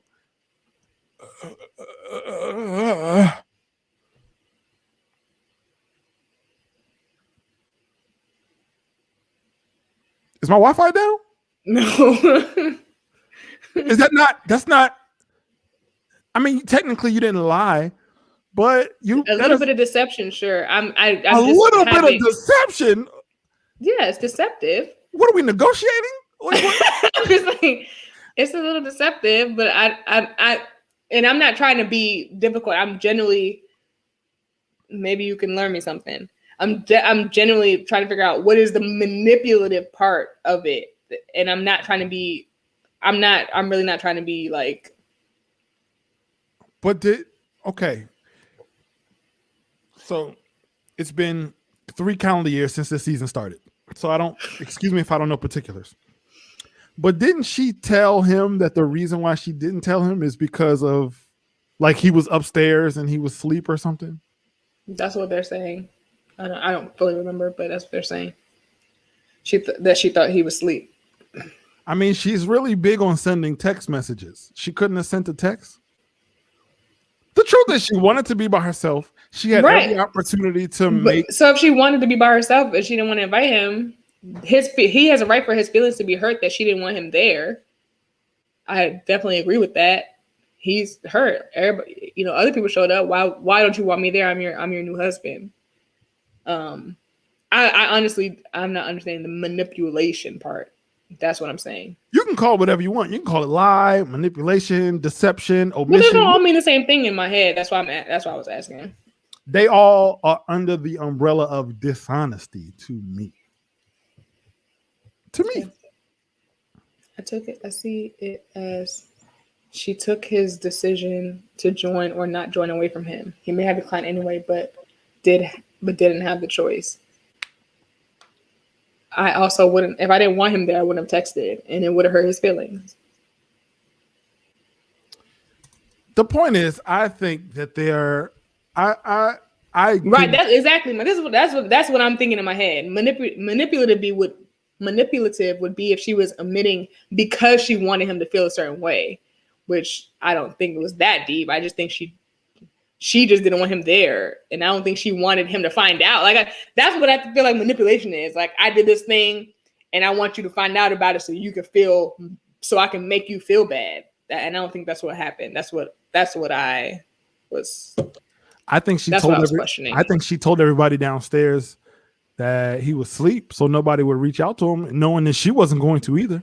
But you don't know that happened. I just said I think. I mean, we over here, we reviewing a reality show. I'm guessing, but that's what I believe. That's what I think.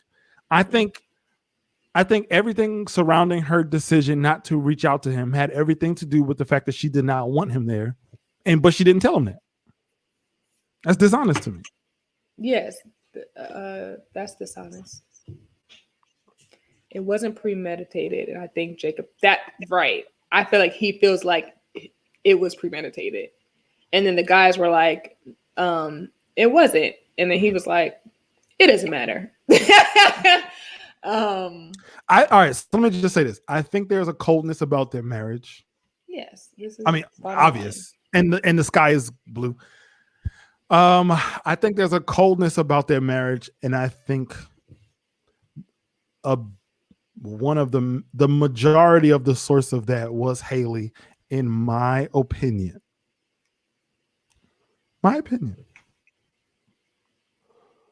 Even when Dr. Viv came to the house and she gave him the exercise, was that Dr. Pepper? Who came to the house and gave him the exercise on like sleeping in the same bed together and holding hands and kissing, or whatever it was. Dr. Pepper didn't show up. A hug. It was a hug.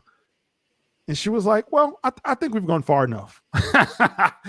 Yeah. No, the fishbowl exercise, when it was like, hold hands for the rest of the activity, and she didn't want to hold his hand. I'm like, dang, girl, you don't like him that much? It's just a handhold. She said, yeah, I think we've gone far enough. I was like, what? Oh, because it was the next one was kiss. And she was like, I think handhold is enough. That's good. But she's done that a bunch of times. Yeah, she definitely made him feel uglier than he is. Like, she was like, it's like as time went on, she was just like more and more unattracted to him. But I wrote this down because I can't tell who's telling the truth. Maybe they both are telling the truth at different times. But like Jacob said, he asked her to teach him how to dance. You think Jacob really said that? She was like, you never said that. He's like, you're lying. And she's like, are you kidding? Yo, I've had some bad breakups in my life. I've never had a breakup so toxic that I was like, I'll take a polygraph test. And they both were like, strap me up. Like, what is going on? Kevin played both of them. He was like, it's not. Kevin literally looked at him and was like, we're going to be done with you after these next two questions. You're thinking too much of yourself. But like, isn't that weird that they both were like, you're lying, no, you're lying, and then they were both like, I'm telling the truth. Like, what is happening? I don't take a man who wears Daisy Dukes to a miniature golf court with Stacey Adams as a man who's willing to be dishonest. Jerry, tell me, you 100% think that Jacob asked Haley to teach him how to dance? In his own, all right. So true. All right. So I don't know what she's gonna say. I don't know what she's gonna say. You messy, Dr. Siobhan. No, but I was gonna come back to it when you finish what you was about to say. Now I lost my train of thought. Hold on. You were talking about the dancing. Did he really ask to be taught how to dance? Oh, okay, yeah. So for everyone who's been watching this season this whole time, you all know, Jacob could, possibly. I'm not saying anything for sure.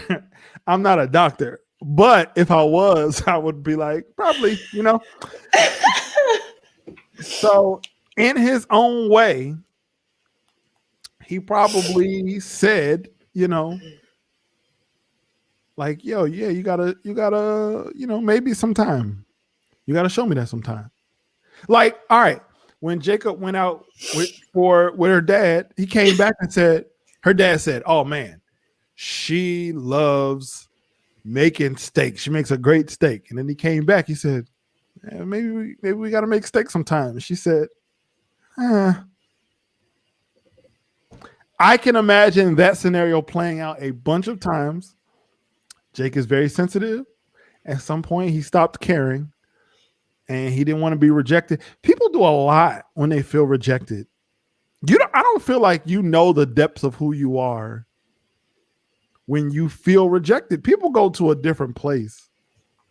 And the idea that Haley tried at a 1. I don't think she tried at all.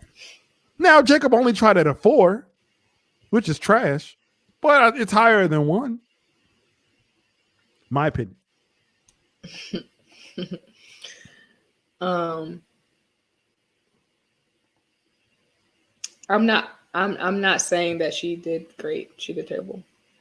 That fishbowl thing was very cringy.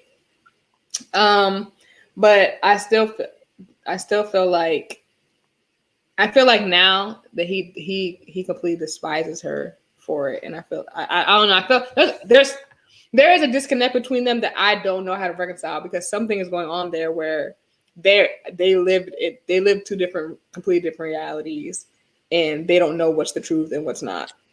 They can't agree on any truth. I can be fair. It's probably not best to say to someone who probably hates your guts that her best physical attribute are her kneecaps. Maybe. Probably not a good idea. It was literally a connection exercise. What's my best physical attribute?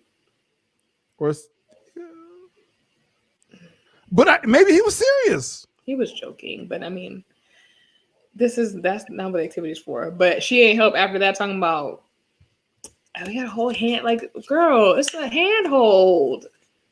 Like, she didn't want to hold his hand. Like, she know he don't wash his hand after the bathroom. Anytime you gotta tell your wife when she won't hug you, you hug strangers. And I think Kevin was really hard on Jake because he was critiquing his behavior after he had given up. I think he was a little hard on her too. And somebody said above, is his wife white? Because he was definitely way pro Haley, way more pro Haley than he probably needed to be. Why did you turn your camera off? Somebody asked us a question.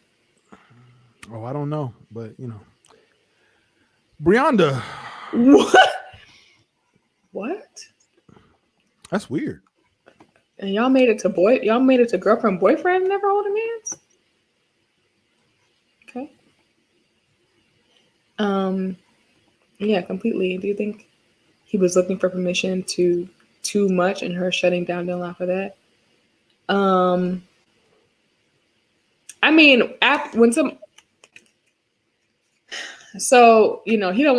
don't want to be disrespectful, right? Like, I'm not gonna keep trying you when you've already shown that that you don't want me to touch you, because then that goes into other territory, So he probably just like, man, forget it. No, I actually do think. Oh, she's white, Siobhan? Remember before he met Haley, Jake asked for a woman with a big nose. I do think that he was looking for permission too much, and that he wasn't. I don't think he had enough to keep putting himself out there when he felt rejected. And I think there was a point where he was waiting for her to give the cue. Like, Yeah. I Like, feel it's like okay. This is okay. I feel like you don't like me. I feel like you don't da da da. And he was like waiting for her to give something. And I don't think she had it to give. I don't think she ever had it to give. I don't think she wanted to give or could give it or whatever.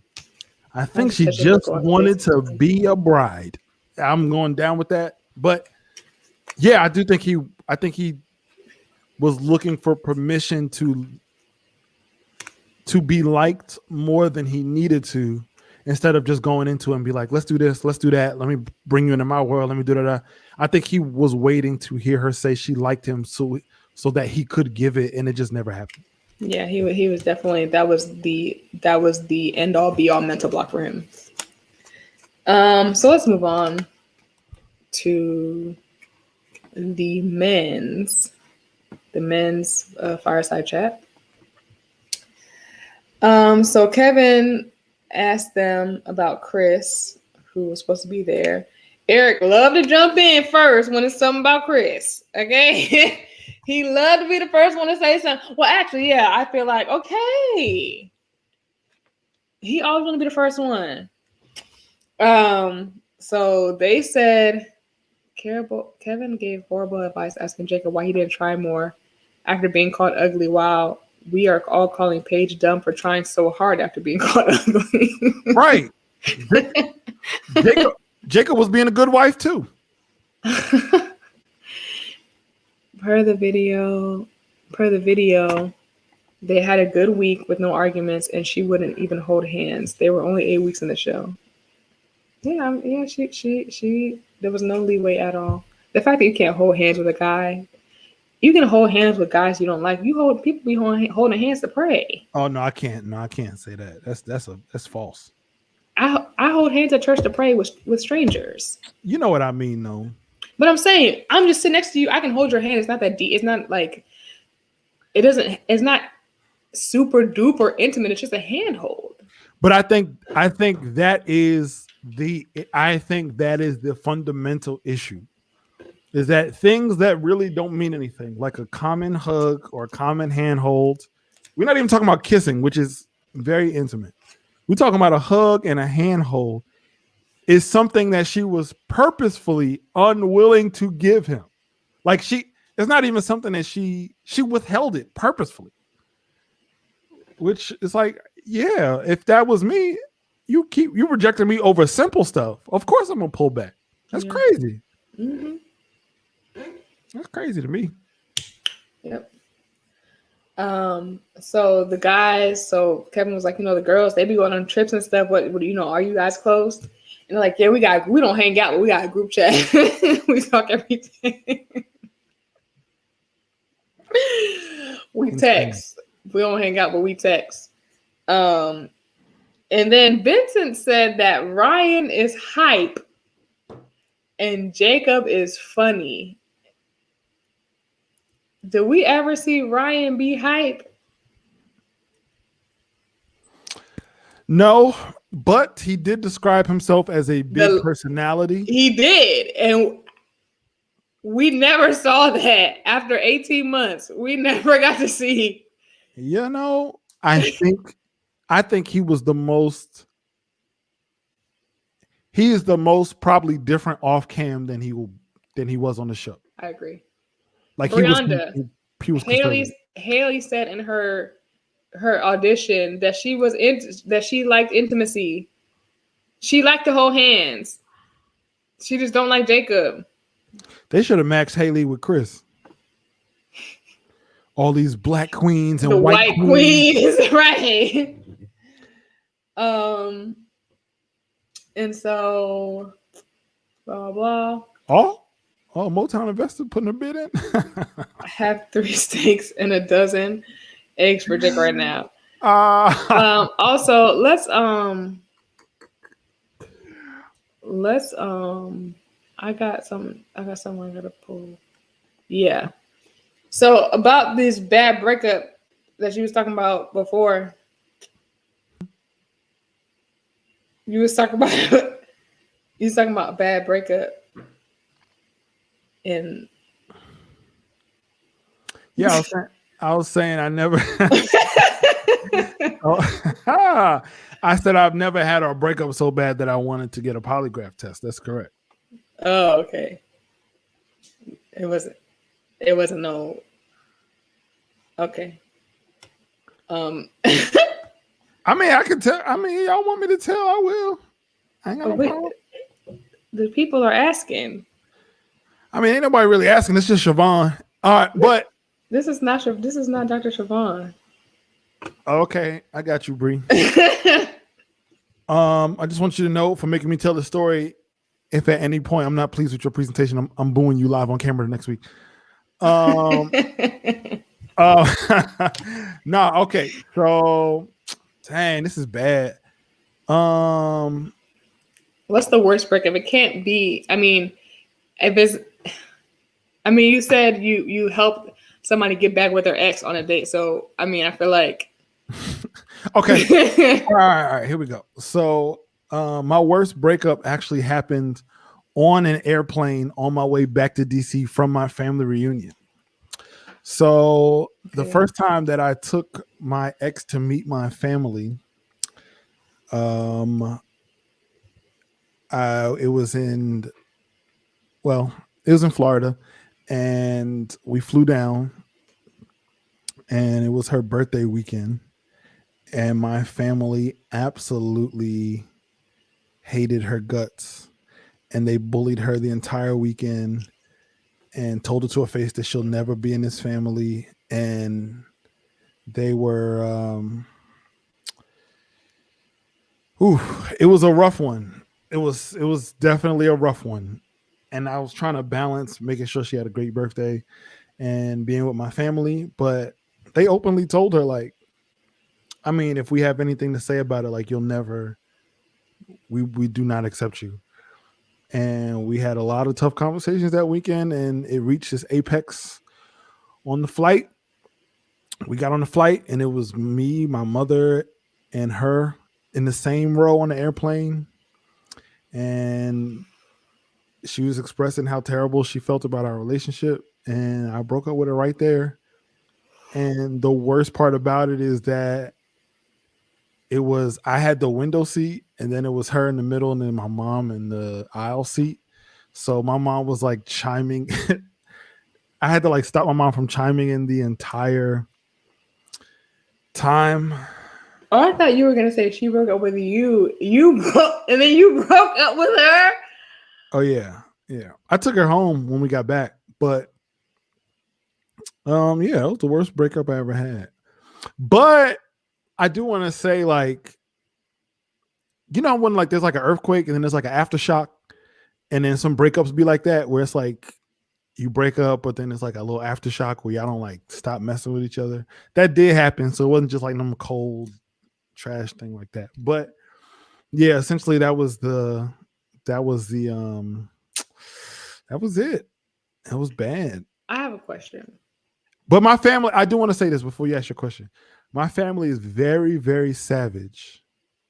And that's how we get down. Like, if we have a philosophy on people marrying into our family that is very ingrained into how we move. And I'm also a part of that as well. So I can't act like it's like something that was done to me. I'm not a victim in the situation. So continue. My question is, what up, Crystal? Is it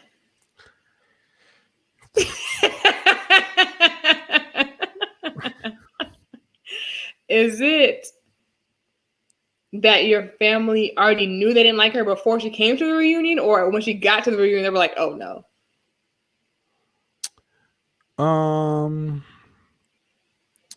Some of my family had met her, and they were certainly not fans. Beforehand. Okay. My mom was not a fan. Okay. Not a fan at all. Because in my head, she was like, oh, I'm so excited to be the family. And then she got down and they were like, who is, okay. But there was already some So let me just something's say, going on beforehand. let me just say this before I tell y'all what happened to make people not like it. I'm gonna say a couple things. This is story time, right? So I'm gonna lead the way to teach you how to tell a story. All right, here we go. So a couple things. One, my whole family believes this. Our family is really important, and we're really tight, and we have values, and we have systems, and we love each other, and all this other stuff. So when you want to marry into our family, you're introducing an unknown bloodline into how we do things, how we think, how we roll, how we love, all of that. And once you're in the family, you're in the family. We love you, like we go to bat for you like none other. Like I'm pretty sure there are bodies that are missing because you messed with somebody in our family. So we feel like we got to vet you up front, because once you marry in, it's over. It's a gang, what you're saying. Right. You jump them in. If you marry into our family, y'all have kids. The wedding is the kids. Gang initiation. That's a fact. No. You get gang affiliated way before that. But if you have kids, your kids are blood to me, and they got half of you, and we need to know. Yes, there's absolutely hazing involved. Quick story. The first time my wife met my family was at my family reunion in DC. And the first person she ever met was my cousin Vanessa. And she didn't meet her face to face. She was walking in the hotel lobby when my cousin Vanessa snatched her by her hair and essentially dragged her across the hotel lobby asking, "Is this your real hair? Because we don't do fake hair in this family." True story. And it's just how we do things. It's hard to explain, but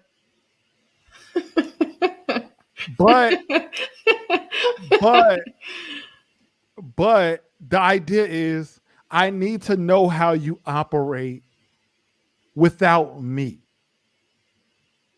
Like, I treat marriage very seriously. Like your parents or my parents, like we are. It's not in-laws. We're I know. I gotta like.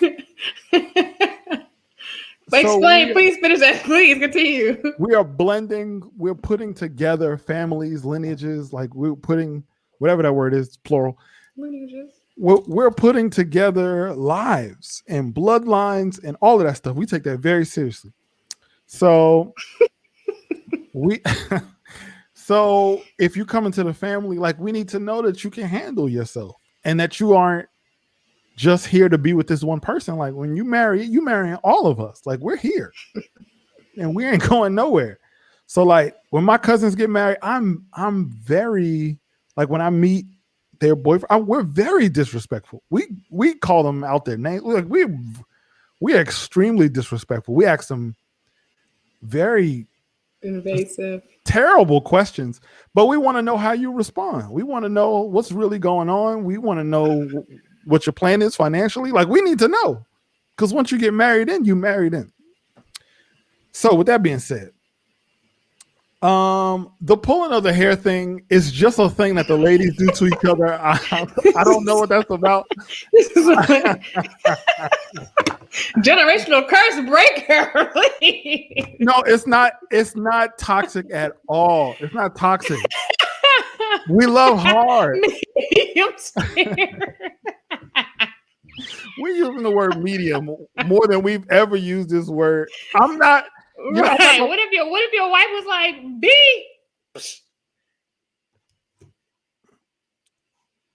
So, all right. So let me tell you what happened that night. Okay. So after Vanessa pulled her hair, two of my cousins, Crystal and Jazz, came around the corner and were like, no, we like this one. We like this one. And Vanessa let her hair go. And they went over into a corner, and I guess they had told her how they had met her and all this other stuff. And then she came back and apologized. And then Vanessa made her a plate. And then she came into the banquet hall. We had a great time. And then they signed off on her that night. And I just want to say, it sounds terrible, but we do the same thing to the guys. So like, what was it that got her in? That got Tiffany in? Yeah. So like, My wife is just very genuine. She's very. I'm not even looking at the chat at this point, y'all. So y'all be throwing like, what do y'all do with the guys? Y'all just come around the corner, throw a punch. Like, what happened? So we had a family friend of ours who was a friend of my cousin Frankie's, and he'd been in the family for years. He's Frankie's best friend. No, my wife doesn't. It was her hair. My wife has a lot of hair. It wasn't fake. And it wasn't. We do plenty of fake hair in my family. That wasn't the point. All right. Anyway, terrible hairstyles in my family. Don't listen to Vanessa. So we had this family friend. He was the best friend of Frankie, and we were at the family reunion one year in DC, and he started taking a liking to somebody in the family, which is very offensive, which is like, we adopted you as a family member. You definitely can't do that. So at some point that day, we ended up, slightly breaking his ribs. But we set up like this like flag football game, and then we threw a ball across the middle. And when he went up, oh, I'm fine. I'm having a great time. Who you with? Wilson's. All right. So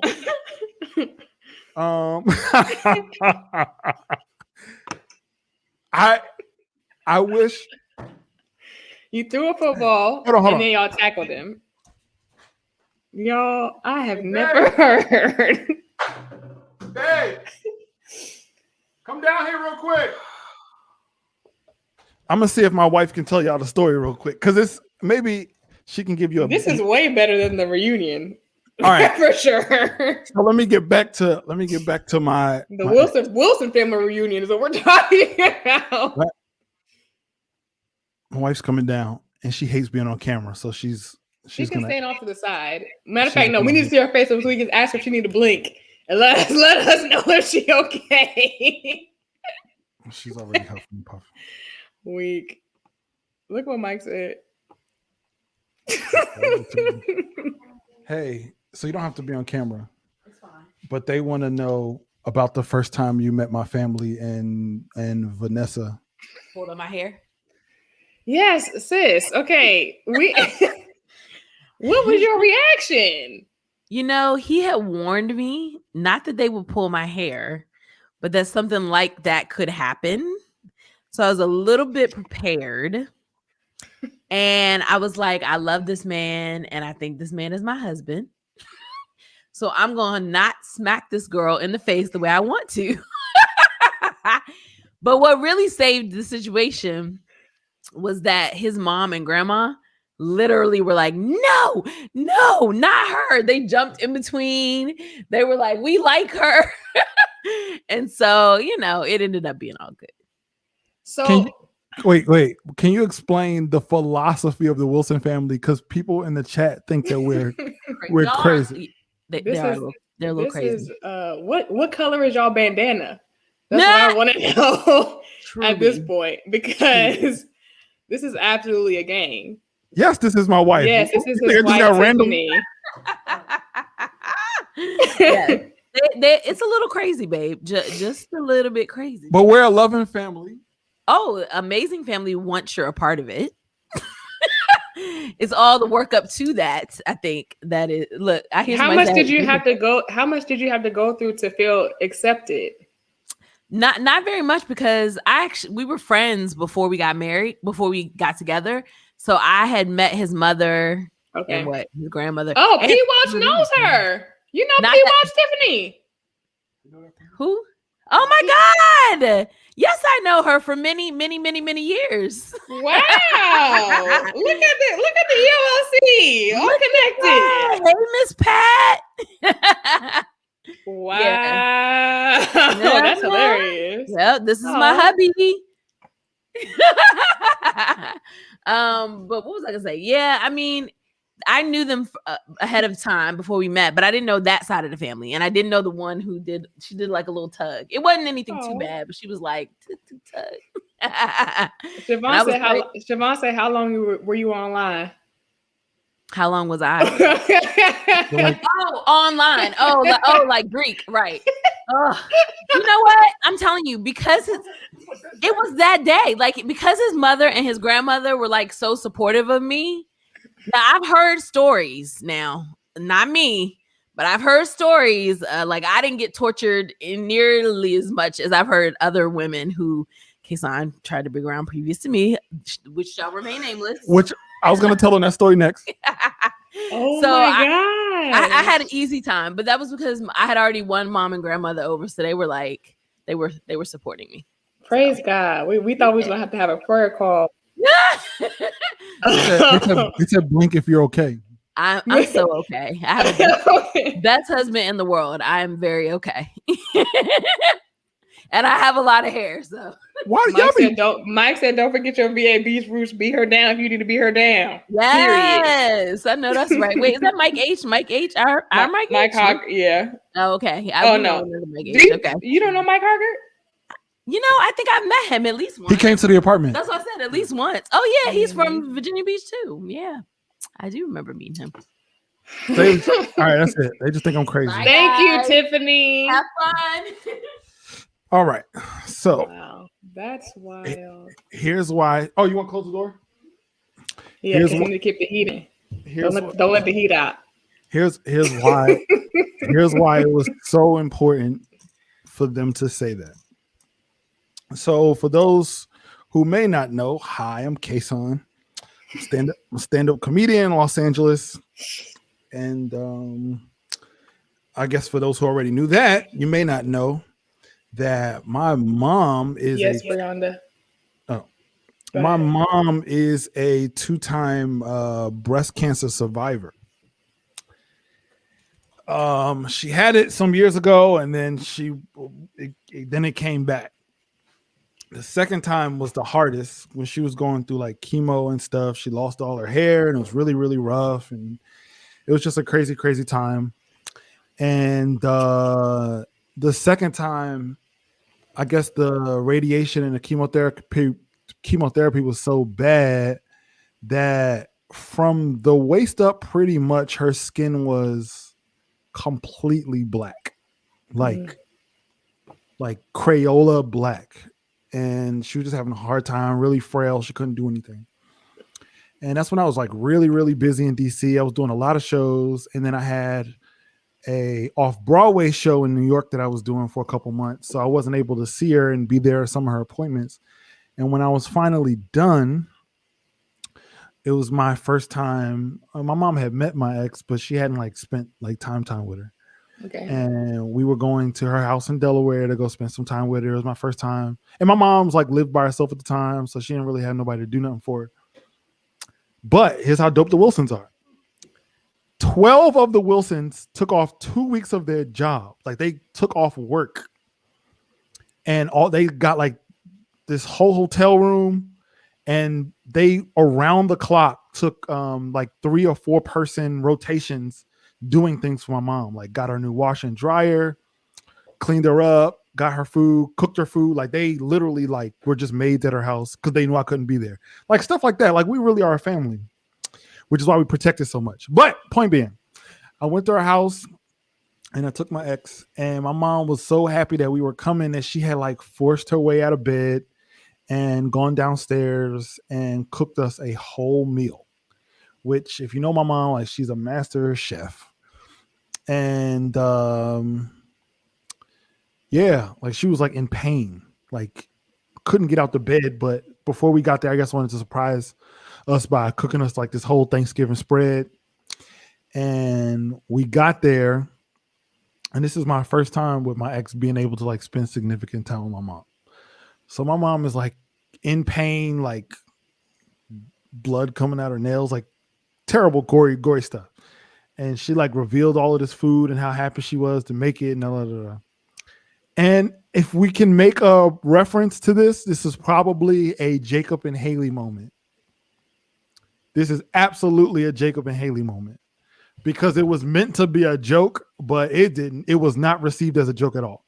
So my mom like unveils all this food. She had made like a whole turkey, mac and cheese, stuffing, which is my favorite, yams. And all my ex with a straight face, all she says is, "Dang, you ain't make no biscuits." get your life together. And for somebody who is going through their second term of cancer, who like essentially broke their back to make food, that was not the right thing to say. And it didn't go over well. And this is probably 3 months before the family reunion. And my mom, we were pulling out to drive back to DC, and my mom called me back up and asked, like, hey, can you do something for me real quick? And when I got to her room, I got to her bed, she said, lean over. And when I leaned over, she looked me right in my face and she said, don't ever bring that woman to my house again. And you know, do you feel like in a different, because you're a comedian, right? And your family, I'm sure, is hilariously funny. Did my battery just die? So, for the reference, listen, my other camera, now I'm echoing. Did y'all leave? Are y'all still here? I feel like I'm boring y'all with my real life. We're not bored, promise. She was, so I think she was trying to joke, but I think she was actually kind of serious, which is why it was received the way that it was. She was serious, but she was trying to be lighthearted about her seriousness. I mean, it was years ago. I don't remember. But yeah, it was. And I'm not going to say that was the reason. Like, I feel like my mom and I have always had that conversation. Like, if I marry somebody, it's my decision and my wife is number one. So you just something that you just got to deal with. But I feel like how you deal with the people who I love the most, like that's an extension of me. So like meeting my mentors, meeting my family, meeting my friends, all of that stuff says it speaks to something dealing with me. And once you marry somebody, you marry them for everything they turn into. So you better be really sure when you do. So yeah, that was a turning point in our relationship for sure. And by the time we had gotten to Florida, I don't think my mom had like let the word out of what happened, but I think other interactions of whatever, other people's interactions with them, like with Tiffany, like I didn't bring her around and be like, hey, everybody, this is Tiffany. I'm da da da da da. Like I would literally walk away from the table and be like, that's her over there. And they would go over and have their own conversations because I want them to have their own relationship with her. Like if I'm giving somebody my name, that's an extension of me. So if you need me around all the time for you to be a part of my family, you're probably not going to carry my name really well. Wow. To that me, was an amazing, amazing story time. I'm so glad that we had that. Can we just give Brianda and Mike a picture of each other so they can figure out if they went to school together? How long is this going to take y'all to figure this out? You both went to GMU. Brianda. Mike H is not a Kappa. Mike P is a Kappa. Mike H, not. Now, huh? Oh man. Oh, Brianda was in the twerk team. If you need, if that helps you out, like, she was the captain of the twerk team. Was on Urbanology 101, and she's a scientist. Mike, I don't think you know Brianda like that. Brianda, you may know Mike though. Oof. Good luck, Mike. Mike was like a leader all over campus. A lot of people know him, and he was like one of those. What do you call it when you go to school for the first time and they have like a big orientation leader? So he knew a lot of people. Of course, Mike is just right. Everybody making connections. That's so crazy that you know your wife. Mike is the Zach Morris of Virginia Beach. I mean that. So, a question was asked: does your wife join in with the hazing now, or did she just let y'all do it? Absolutely, she joins in because it's so much fun. You say you was breaking somebody's ribs. That was your friend. So, okay. So, because he started taking a liking to somebody in the family, and they were talking, and it was like, but you can't do that. We look at you like a cousin. That's nasty. Why would you do that? So we set up. You had to jump him out to jump him back in, or what? Like, well, let me tell you how it ended. So, because y'all think it's crazy, but people know what's going on. So he broke his ribs. The ambulance came, took him to the hospital. But a bunch of them went to the hospital with him to make sure he was okay. And when he came back, he called us all into a room and apologized to us. And then we went back to normal, like everything was cool. But it's like he stopped talking to somebody in the family. Yeah, he stopped. He chilled. What if they actually like each other? But you can't do that. Like we accepted you as a part of our family, so you can't.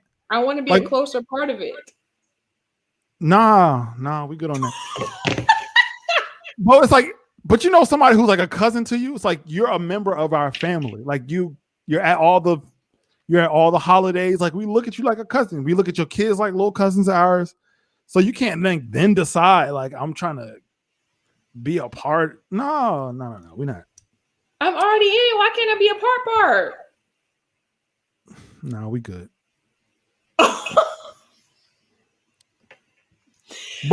But Tiffany's right. We've done some pretty heinous things. Right. That's how I feel. To people. In fact, we had a family trip in Georgia, and my cousin brought his girlfriend up to trial, which if anybody's interested, I actually have it on video if you really want to see it. Next week, well, we do the LOEC presentation, the trial presentation.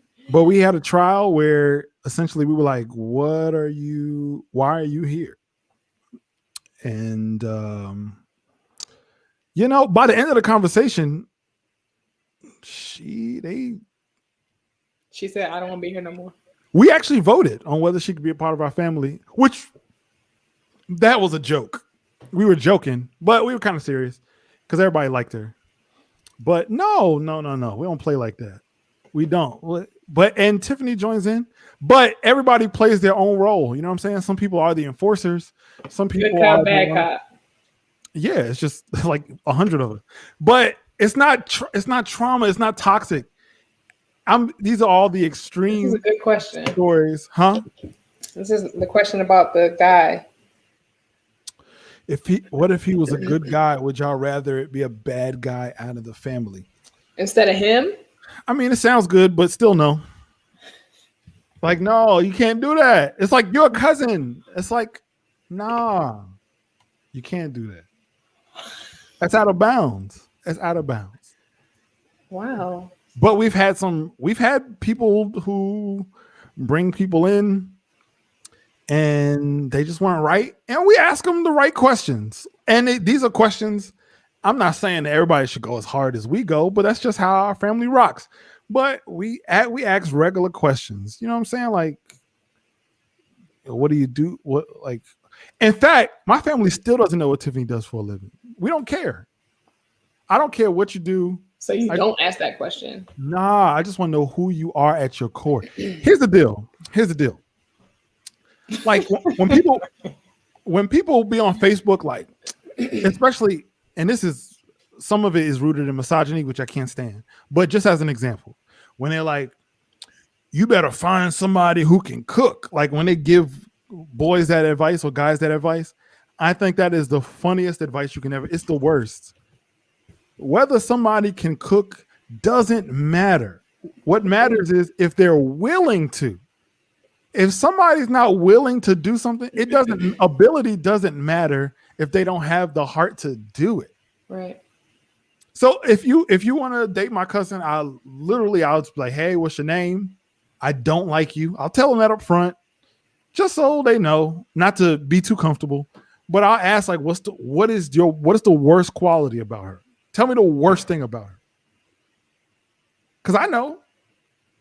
But it's not really to get your answer. I just need to know your countenance. I need to know your vibe. I need to know what I say I was talking to your cousin, you would ask me what is the worst quality about him? Yeah. Or have y'all had sex yet? Have y'all had sex yet? Or what have y'all done? or like we need to know. You need to know if I had sex with him? Yeah. Why? Now listen, I don't need to know the answer. I just want to see your response. Now, mind you, if it was you dating my guy cousin, the ladies would be the ones asking you the question. Like, I'm not going to step to you and sure. Yeah. But let's say you were my cousin and you brought a guy around. I want to know, like, you had sex with Tasha, and if it's a guy, like, nah, like I don't need get out. Like, what did you laughing and smiling for and doing all that? Like, you know how she like, no, you're not doing it. But guys have been like that, where they'd be like, nah, I can't really, you know what I'm saying? I'm like, okay, I see what this is. Like, no. But my cousin married a really great guy. He was like, yo, listen, I'm gonna be honest with you, like, out of respect for her, I feel like that's something you need to talk to her about.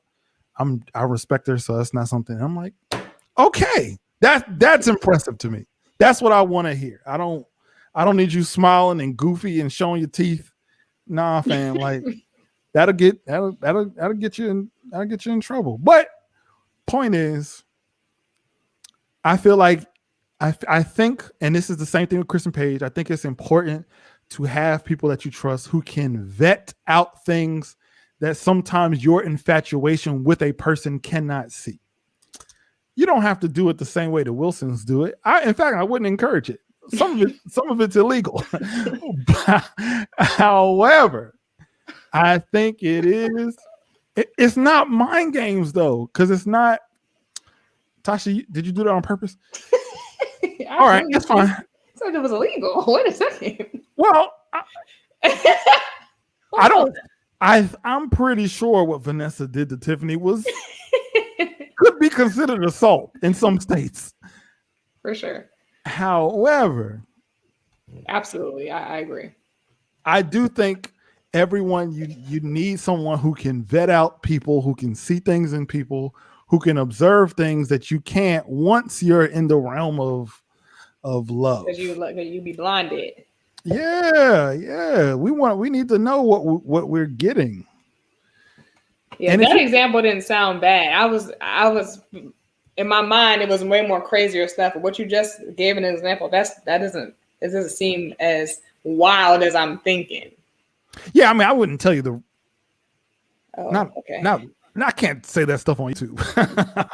Oh my gosh.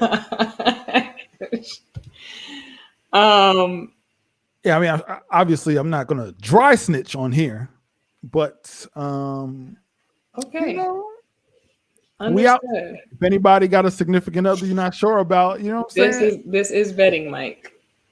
This is vetting. This is what I wanted you to do a little while ago. You didn't do it right. With old boy? Who?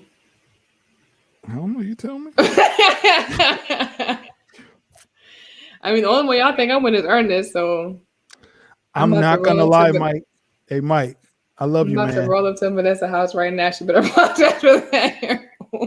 Hey, Mike, I'm not gonna lie to you, fam. I love you, man. Vanessa would destroy you.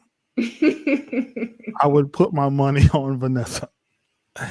Shout out to you. I love Virginia Beach, but it wouldn't be you can't take no culture new norm hugs up to Vanessa house. That's not to be played with. That's not a game, brother. I don't think that's not it. But the point is we love each other and we take who we date, who we marry very seriously. Because I think everybody should take family seriously. Agreed. And we care about the souls of the people we love. So it's like if you're married to somebody who's not good for you, they may be draining your soul. So we need to. That's something that we really. And it's influence. You know what I'm saying? The people you hang around influence you in some sort of way. So right, Mike. It's those things are important. But anyway, we were talking about. Does that answer your question, Dr. Siobhan? Does that answer everybody? We just wanted to hear the story of the bad breakup, and that was amazing. Does that answer everybody's question? Any follow-up questions? We all good? Seriously, that was great. I learned so much about you in such a short amount of time. I'm so appreciative for you sharing that. I told you, all you gotta do is ask. Right. We'll break your ribs, but your soul is what's important to us. Amen. But we love him. Yes. And he apologized, so it's all good now. Yes. So, I'm trying to see if I care anything else about this reunion. Right. Mike, that is not your cousin. Haley didn't like blah blah blah. Okay, so all I want to say is that Vincent is smooth. Love that. Love that for Brianna. They showed us Vincent has the swag. Okay, and that's all I want to say about that. The experts got on there and talked. You can tell that they requested that segment so that they can answer for all the criticism they've been getting on social media. Siobhan, what's the question? Who's the question for? That's what I need to know. It's for you. You don't know it's for me. It could be for you. You said, does anybody have a follow-up question? I mean, you did casually throw out that Mike was supposed to vet a guy for you and he didn't do well. So I'm not saying that he didn't do well. He was too friendly. You too accepting. You need to ask, you know what I'm saying? You need to get in there and ask some questions. Did it look like, okay, this is about the show. Did it look like Vincent didn't appreciate that question? Oh, the NN. That's not even what I was talking about. I was talking about how he was, doing nice things for Brianna. They had that montage and how he was being all extra smooth. But yeah, I don't think Vincent at the end when one of the girls was like, does Vincent talk to you dirty in Spanish or in English? Oh. And yeah, I think he was a little embarrassed by that. He looked a little embarrassed. But yeah, Mike was being a little too friendly. My whole family, I feel like they're a little too friendly. Okay, I need y'all to be a little bit more of a wall up. Okay, a little bit more of a wall. Y'all too accepting. You know what I'm saying? But maybe I need more of a family like yours. I mean, no. Again, I wouldn't recommend that. Yeah, that was weird to ask that. I didn't like that at all. No, I mean, I think everybody's family is great. My family is great for sure. Yeah. I don't think the way we do things is right. I'm not saying this. So that's the thing. Like when people, no. I think that's important to say. Because sometimes when people explain the way they do things, they say it like it's right. I'm not saying the way we do things is right. I'm just saying that's how we love, and that's how I evaluate people. Like, I need to know up front, like, what's going on? Like, I have a question. Okay. If you had a single cousin, do you think I would make it in? To my family? Yes. That's a great question. All right. So let me say, it doesn't matter who the cousin is. Okay. So like for me, it goes by personality. Right. Like I'm pretty vocal in my family. So, who I bring around is probably going to get treated less than like my cousin Terrell, who's like an introvert. He's quieter than me. So y'all gotta be like, hold on. He probably not asking the right questions. We need to ask you the right questions. Right. Got it. What are you? What do you do? When was your last relationship? Is he your general type? Where do you see it going? Like, what qualities do you think would make a great husband? Do you have kids? Do you want kids? Like, these are all, like, sometimes we don't ask questions enough to get to the point. But would you make it in my family? I mean, that's a question that I don't think that's a question for us to answer. I think it's really on you.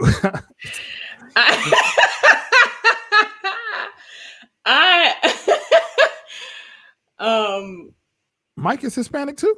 No, Mike is a liar. I mean, it's I'm multifaceted. You're surprising me that you know nothing about. So clearly after today, you went from Disney Channel to the Big Pimpin' video in 2 years. Apparently, I don't know you like I think you do. But yeah, listen. I know with the stories I told, like I know they're funny, all of this stuff, and it makes it sound like nobody will be in my family, and we're just like a whole bunch of hood people. But you have a really big family, don't you? I have a huge family. It's a lot of us, a lot of Wilsons, a lot of Joneses too. But yeah, yes, yeah, you'll be fine in my family. Brianda. What? Y'all are ridiculous. But along with that, like we have extensive conversations on what it means to be a Wilson man, what it means to be a Wilson woman, how you take care of each other, how you're there for each other. Like if something happened to me right now, like I know there would be 20. This is definitely a fraternity. Huh? This is a fraternity of sorts. I mean, I feel like life is a very lonely place. If you don't have a fraternity, what are we doing? What is your network for if they're not there when you need them? So, yeah. And I feel like if I really love you, I'm not going to sit by while I watch you make really bad decisions or make a decision that's not really informed. So, yeah. I think anybody could be in my family. I don't think there's a type of person that would not be welcomed in my family unless you were shiesty, unless you had bad intentions. We would figure it out pretty fast and then we'd do something to you if you did not accept our invitation to leave.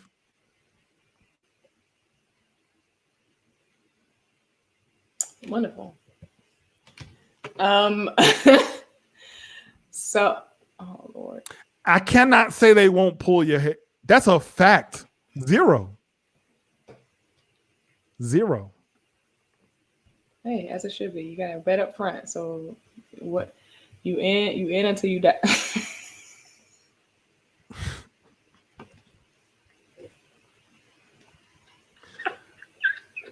It's not a mob. Listen, when Tasha does story time, y'all don't make no assumptions about her. Yes, they do. Now listen. When I was kissing up on Kel with champagne bottles, they was looking at me like I was crazy. We didn't make no assumptions about you. What assumptions did we make about you? We didn't make no Keenan jokes. That I was Virginia in my younger years. To be honest though, you kind of told us that first. So we didn't Virginia ever. Well, you were Maryland. You were close. You were you were PG County. No, it's not a mob. We love each other. They're very nice people in my family. I think I'm a nice person. I don't come off like I'm about to beat you up or nothing like that, right? Until you do it, right? What? You don't come across like someone that's gonna beat you up until you do it. Oh no, but some people can come off intimidating. For sure. Yeah. You seem like a nice person. Yeah. My family, and you meet them in person, they're not like side-eyeing you. They're just very She said, okay, but Tasha don't be talking about assault and battery. We'd like to have a good time. We love each other. And then if you're interested in being in my family, we take it seriously. That's it.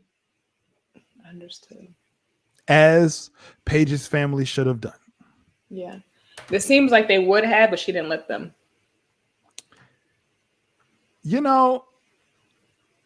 The experts conversation, was that the first time they've done that? Mm-hmm.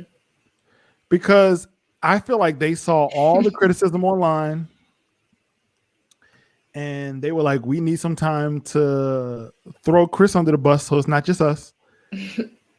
And their biggest regrets were they were like, Chris is not the same person. First of all, Pastor Cal was slick. Did y'all see the when Pastor Cal threw the blame off himself?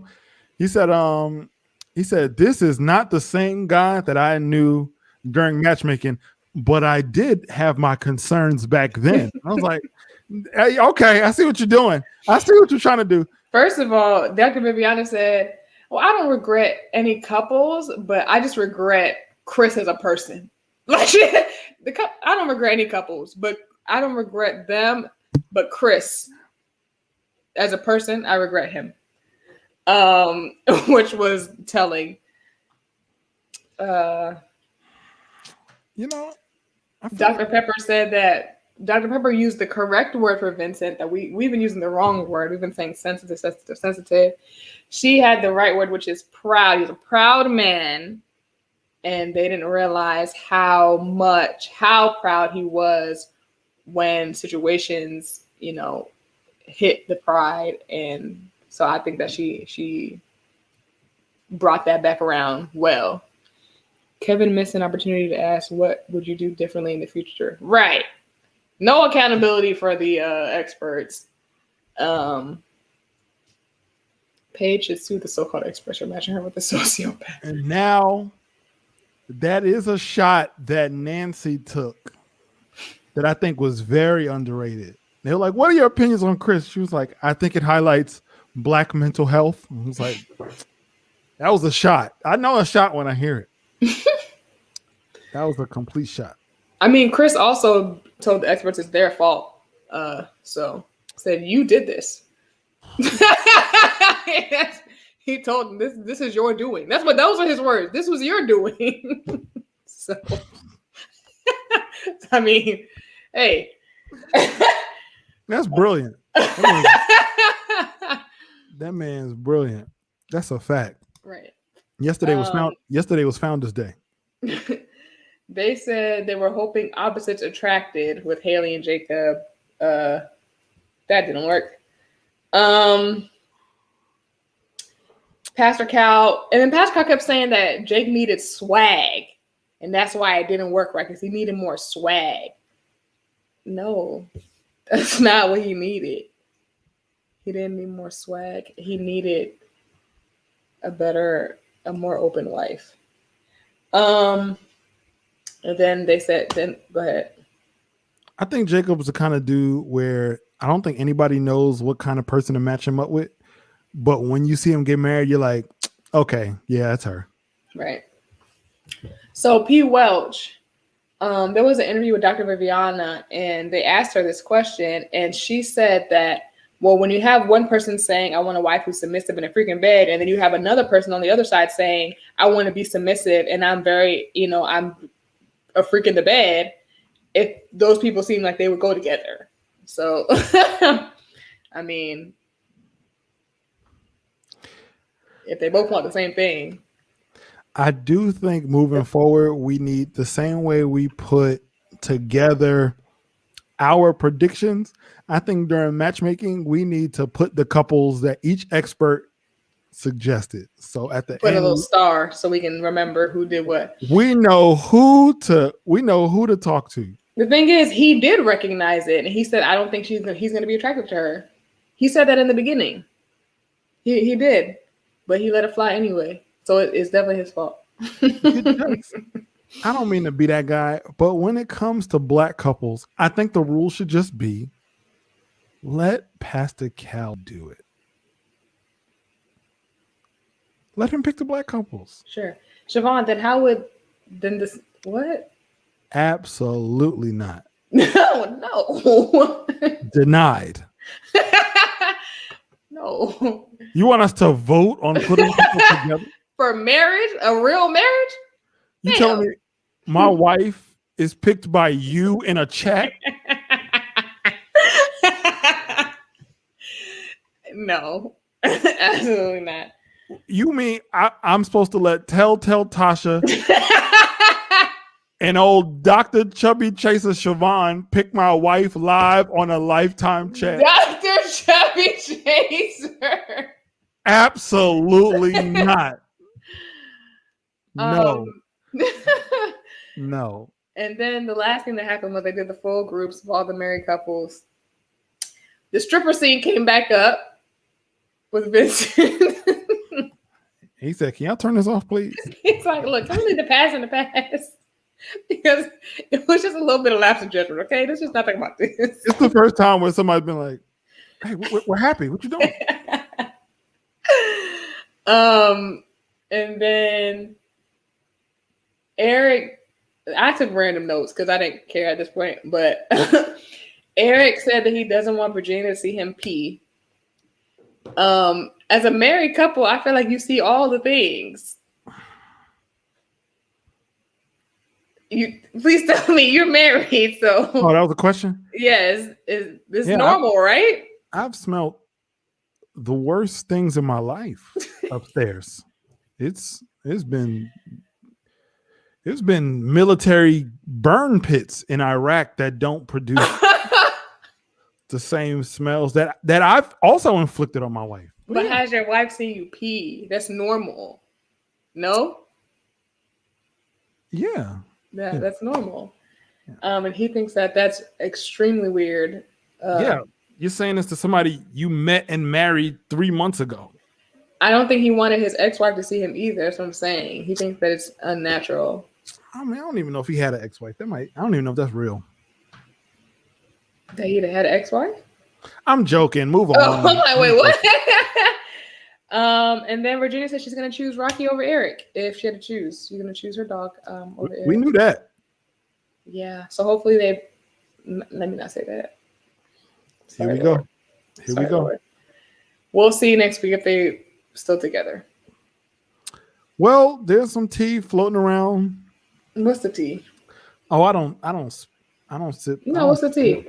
I'm a water drinker myself. But if anyone in the chat has heard it, feel free to share it. But what is it? I don't know. I can't be a part of that. A part of what? I can't be a part of that. But what I can say is that I'm looking forward to what is said next Wednesday.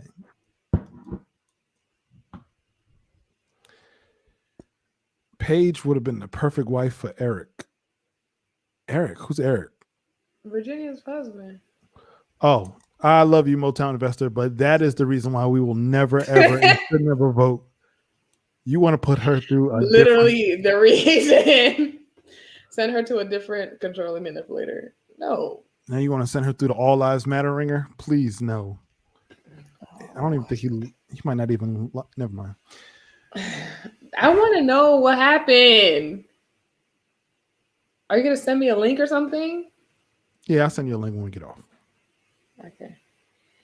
Well, this has been a great conversation. If anybody here that's still in here has been invited by someone, please put their name in the chat right now. And like the video while you're at it, guys. Please like the video. Next week we'll be having the LOEC presentation. We'll also be seeing the panel from the Wilson family, and we'll be talking about why this show is even still going on in the same season. Not copy and paste Crystal sent me. Crystal. Reese was actively inviting folks on Instagram. I vote for Reese. So yeah, if nobody of us was invited, Reese definitely is the winner. Can I ask a question? Can I get some merch? What I haven't been. We know you're getting merch.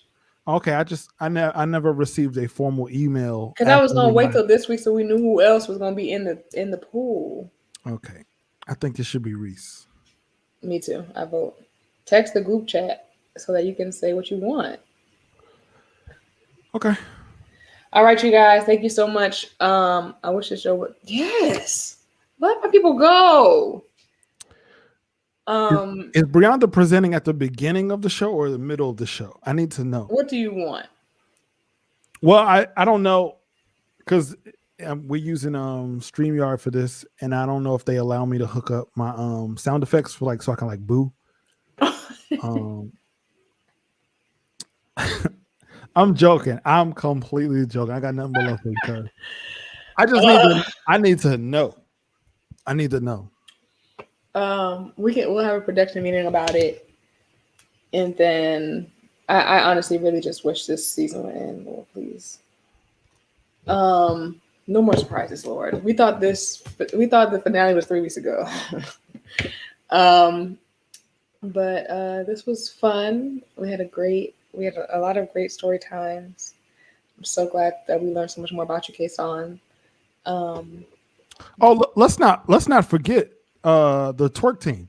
This all started with your vulnerability, and thank you for opening this up. This was great. What about the twerk team? Well, it started off with you revealing that you watched cartoons 24/7 up through. Disney Channel wasn't only cartoons.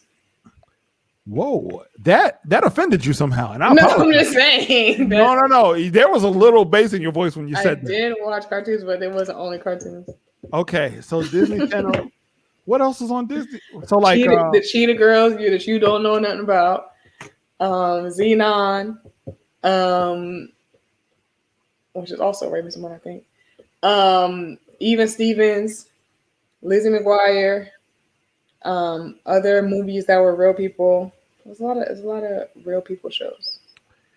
And you left there straight into the arms of Kel and Young Jeezy. And that is what I learned about you today. And that made me happy. I grow exponentially. Who knows what we'll learn about what you did junior year? The Lord only knows. And Brianda, apparently. But she'll be here to present. Brianda, if you're watching this, I know there's a lot on your plate. You are solving world hunger already. But you're so random. I am requiring you. I'm kindly asking, Brianda, I'm asking you to bring a story about Tasha that no one knows. And do not allow her to intimidate you on what stories not to tell. Because I know that's probably what's going to happen. Bring a story about Tasha we don't know. Okay. I don't know what to say. She can tell her truth. It's probably gonna be Gucci. Boy Meets World was on Distance. Yes, it was on Disney. Yes. What was it? For a little bit, reruns. Oh, that's on ABC. Oh, okay, reruns. All right, cool. Well, this was great, guys. It's 7:52. It's getting late. You gonna do the benediction or what? Yes. All right, everybody, raise your hands. If there's any prayer requests, just put them in the actual YouTube comments after you like this video, and then comment, rate, and subscribe to this channel. Here's the benediction. May the Lord watch between me and thee while we are absent, one for another. Sure.